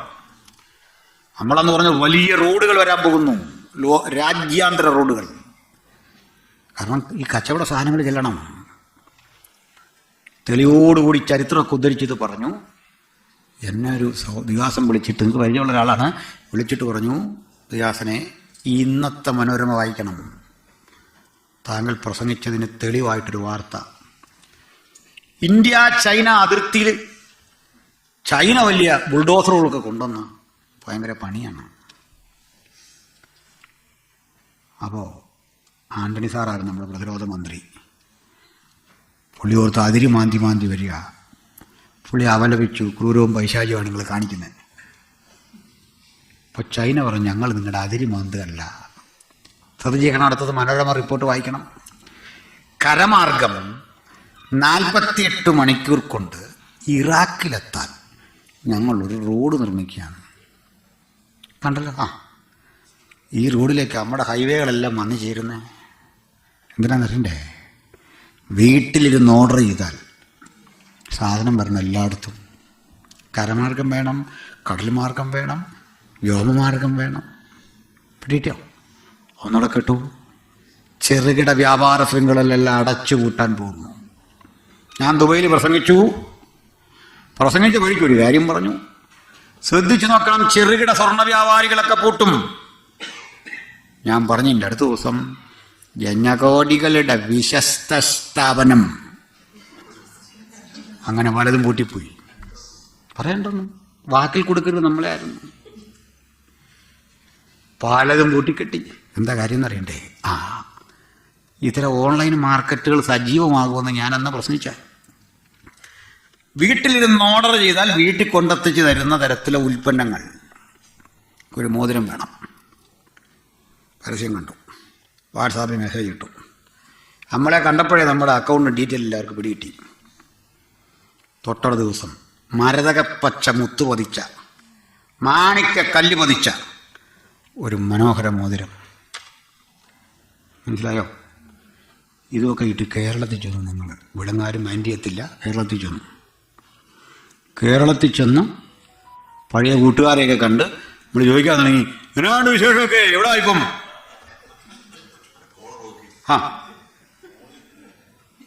അത്ര ഭംഗിയായത്. ആരെയും കുഴപ്പമില്ല, നമ്മൾ പോലും ഇങ്ങനെ വെച്ചു പോകുന്നു, ആരെയും കുഴപ്പമില്ല. വൈകിട്ടത് വെച്ചിട്ട് കിടന്നു. നേരം വെളുത്തപ്പാടുണ്ട് അടിച്ചു മാറ്റി. കേരളമല്ലേ, അവിടെ കൊണ്ടുപോലും കാണിച്ചിട്ട് കാര്യമുണ്ടോ?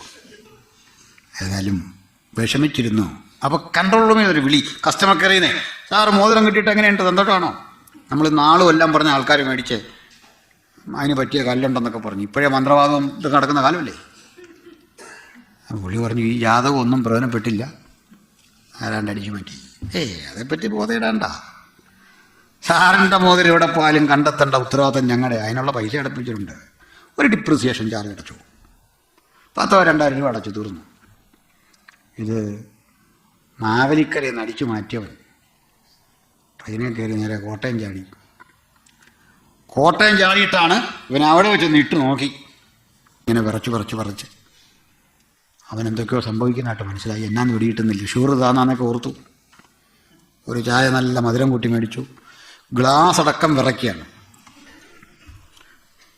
ഒടുക്കം കള്ളനെ ഇവൻ നേരെ അങ്ങോട്ട് ക്ലിനിക്കും എല്ലാം പോകാമെന്ന് ഓർത്ത് ഇങ്ങനെ നടന്ന് കോട്ടയം ടൗൺ വഴി ഇങ്ങനെ വെച്ച് പോവാ. കാണുന്നൊരിടത്താണ്ട് ഉണർവ് കൂട്ടായ്മയെന്ന് വരികയാണ്. കോട്ടയം ടൗൺ വഴിയല്ലേ, നാഗമ്പടം വഴി ഇങ്ങനെ വെച്ച് കവിഞ്ഞൊഴുകുന്ന അനുഗ്രഹം എന്ന് പറഞ്ഞ് അവനിങ്ങനെ വരിക. വല്ലവൻ്റെ എല്ലാം അടിച്ചു മാറ്റിയിട്ട് കവിഞ്ഞൊഴുകുകയാണ്. വല്ലവൻ്റെ എല്ലാം കയ്യിലിരിക്കുന്ന സാധനം പോരട്ടെന്ന് പറഞ്ഞിട്ട് കവിഞ്ഞൊഴുകുക. ഒഴുകിയത് അവനേ ഉള്ളൂ, വേറെ ആർക്കും ഒഴുകുന്നില്ല. മറ്റുള്ളവൻ്റെ കയ്യിൽ നിന്ന് പോയതേ ഉള്ളൂ. കവിഞ്ഞൊഴുകുക. ഇതും വെച്ച് ഇങ്ങനെ പോയി അങ്ങോട്ട് ചെല്ലുമ്പോൾ ഡോക്ടർ ഇവനെ ഒന്ന് പരിശോധിച്ചു. സ്റ്റെതസ്കോപ്പ് എടുത്ത് അങ്ങോട്ട് വെച്ചു. ഡോക്ടറും പറയാൻ തുടങ്ങി. ഓ ഗ്ലോറി, ഇതെടുത്തു. വിറയിൽ നിന്നു. ഡോക്ടർ പറഞ്ഞ് ഇവനെ ഒന്ന് സ്കാൻ ചെയ്യണം, അങ്ങോട്ട് കെട്ടിക്ക്. സ്കാൻ ചെയ്യുന്നതിൻ്റെ ഭാഗമായിട്ട് വാച്ചും മോതിരമൊക്കെ അഴിച്ചു. അവനൊരാശ്വാസം. സുഖം. പെട്ടെന്ന് പോലീസ് വന്നിട്ട് ആ സെക്യൂരിറ്റി ചോദിച്ചു, ഈ ലാപ്ടോപ്പ് കാണിച്ചിട്ട് വെച്ചു, എൻ്റെ ഈ ഫോട്ടോയിൽ കാണുന്ന ആളിങ്ങോട്ട് വന്നോ തണ്ടിവൻ? സാറേ അകത്തോട്ട് പോയല്ലോ. എന്തേ അകത്തുണ്ട്? ഡോക്ടറെ കയറിക്കണ്ട പറഞ്ഞു. അവനെ സീരിയസാണ്, സ്കാൻ ചെയ്യാൻ വിട്ടേക്കുക. ഈ സർക്കിൾ പറഞ്ഞു, സാറേ അതേ ഇത്തരം രോഗങ്ങൾ നിങ്ങൾ ചികിത്സിച്ചാൽ മാറുകയില്ല. ഞാനവിടുത്തെ ക്ലാസ് എടുത്തപ്പോൾ അവിടെ സൈക്കോളജിയൊക്കെ പഠിച്ച ഒത്തിരി പേരുണ്ടായിരുന്നു. ഇങ്ങനെ ഈ മൊബൈൽ നോക്കിയിരിക്കുന്നമാർക്ക് ഇത് മാറുകയില്ലെന്ന് പറഞ്ഞെടുത്തിന് എന്നോട്. അഡിക്റ്റായി പോയി കഴിഞ്ഞാൽ മൊബൈലിൽ നിന്ന് ആൾ മാറത്തില്ലെന്ന്, ചികിത്സിച്ചൊന്നും മാറ്റാൻ പറ്റില്ലെന്ന്. ഞാൻ പോയി ഇത്ര നേരം ഇങ്ങനെ കുത്തിക്കൊണ്ടിരിക്കുന്ന ആളിനെ സൈക്കോളജിയിൽ അവനെ മാറ്റാൻ സൈക്യാട്രിയിലൊന്നും ചികിത്സ കാണത്തില്ല.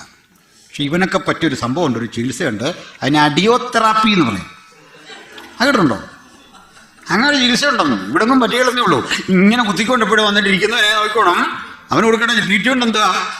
മോൻ അറിയാമായിരുന്നോ? നമ്മുടെ കൊച്ചു പയ്യൻ എർമോലെ കാണും നമ്മുടെ പറഞ്ഞത്. അറിയാമായിരുന്നോ? അഡിയോതെറാപ്പി എന്നൊരു സംഗതി ഉണ്ട്. മനസ്സിലായില്ലേ? ഇവനെ പോലീസ് പിടിച്ചു. നീ ആണോടാന്ന് ചോദിച്ചു. ഇവനാ കട്ട സ്ഥലം പോലുള്ള രംഗങ്ങൾ കൂടി ഇതിനകത്തുണ്ടെന്ന്. അത്ര സാധനമായിട്ടിരിക്കുന്നത്. ലോകത്തോടെ പോയാലും പിടിക്കുന്ന കള്ളനും പ്രവർത്തിച്ചു കൂടാത്ത കാലം. മനസ്സിലായോ? അപ്പോൾ പിന്നെ ഈ ലോക്കൽ കടയിൽ നിന്ന് മേടിക്കാൻ മനുഷ്യൻ പോവോ? കണ്ടോ, കൺട്രോൾ എല്ലാം ഒരിടത്ത് വരുന്നുണ്ടോ? ബിസിനസ് എല്ലാം ഒരിടത്ത് വരുന്നുണ്ടോ? ഈ വ്യവസ്ഥ എങ്ങനെയൊക്കെ നാടിനെ മാറ്റിമറിക്കും. ഇതെല്ലാം കാണുമ്പോൾ ഒരു കാര്യം ഓർത്തോണം, നമ്മുടെ വീണ്ടെടുപ്പെടുത്തു. ഒത്തിരി ഉണ്ട്, ഞാൻ പാതി വഴി നിർത്തുക. നമ്മുടെ വീണ്ടെടുപ്പെടുത്തു, നമ്മുടെ നിത്യത വരാൻ പോകുന്നു. കുഞ്ഞാടിൻ്റെ കല്യാണം വന്നുവല്ലോ, തൻ്റെ കാന്ത തന്നെത്താൻ ഒരുക്കിയിരിക്കുന്നു. പിന്നെ 1000 ആണ്ട് വാഴ്ചയുണ്ട്, പിശാചിനുള്ള ന്യായവിധിയുണ്ട്, തൻ്റെ മക്കൾക്കുള്ള വിശ്രാമമുണ്ട്. നമ്മൾ നിഴലുകൾ പൊരുളുകളായി പുതിയ യെരൂശലേം എന്ന മനോഹര നഗരത്തിലേക്ക് പ്രവേശിക്കും. ഒന്ന് പറഞ്ഞാൽ ഇങ്ങനെ നിർത്താം.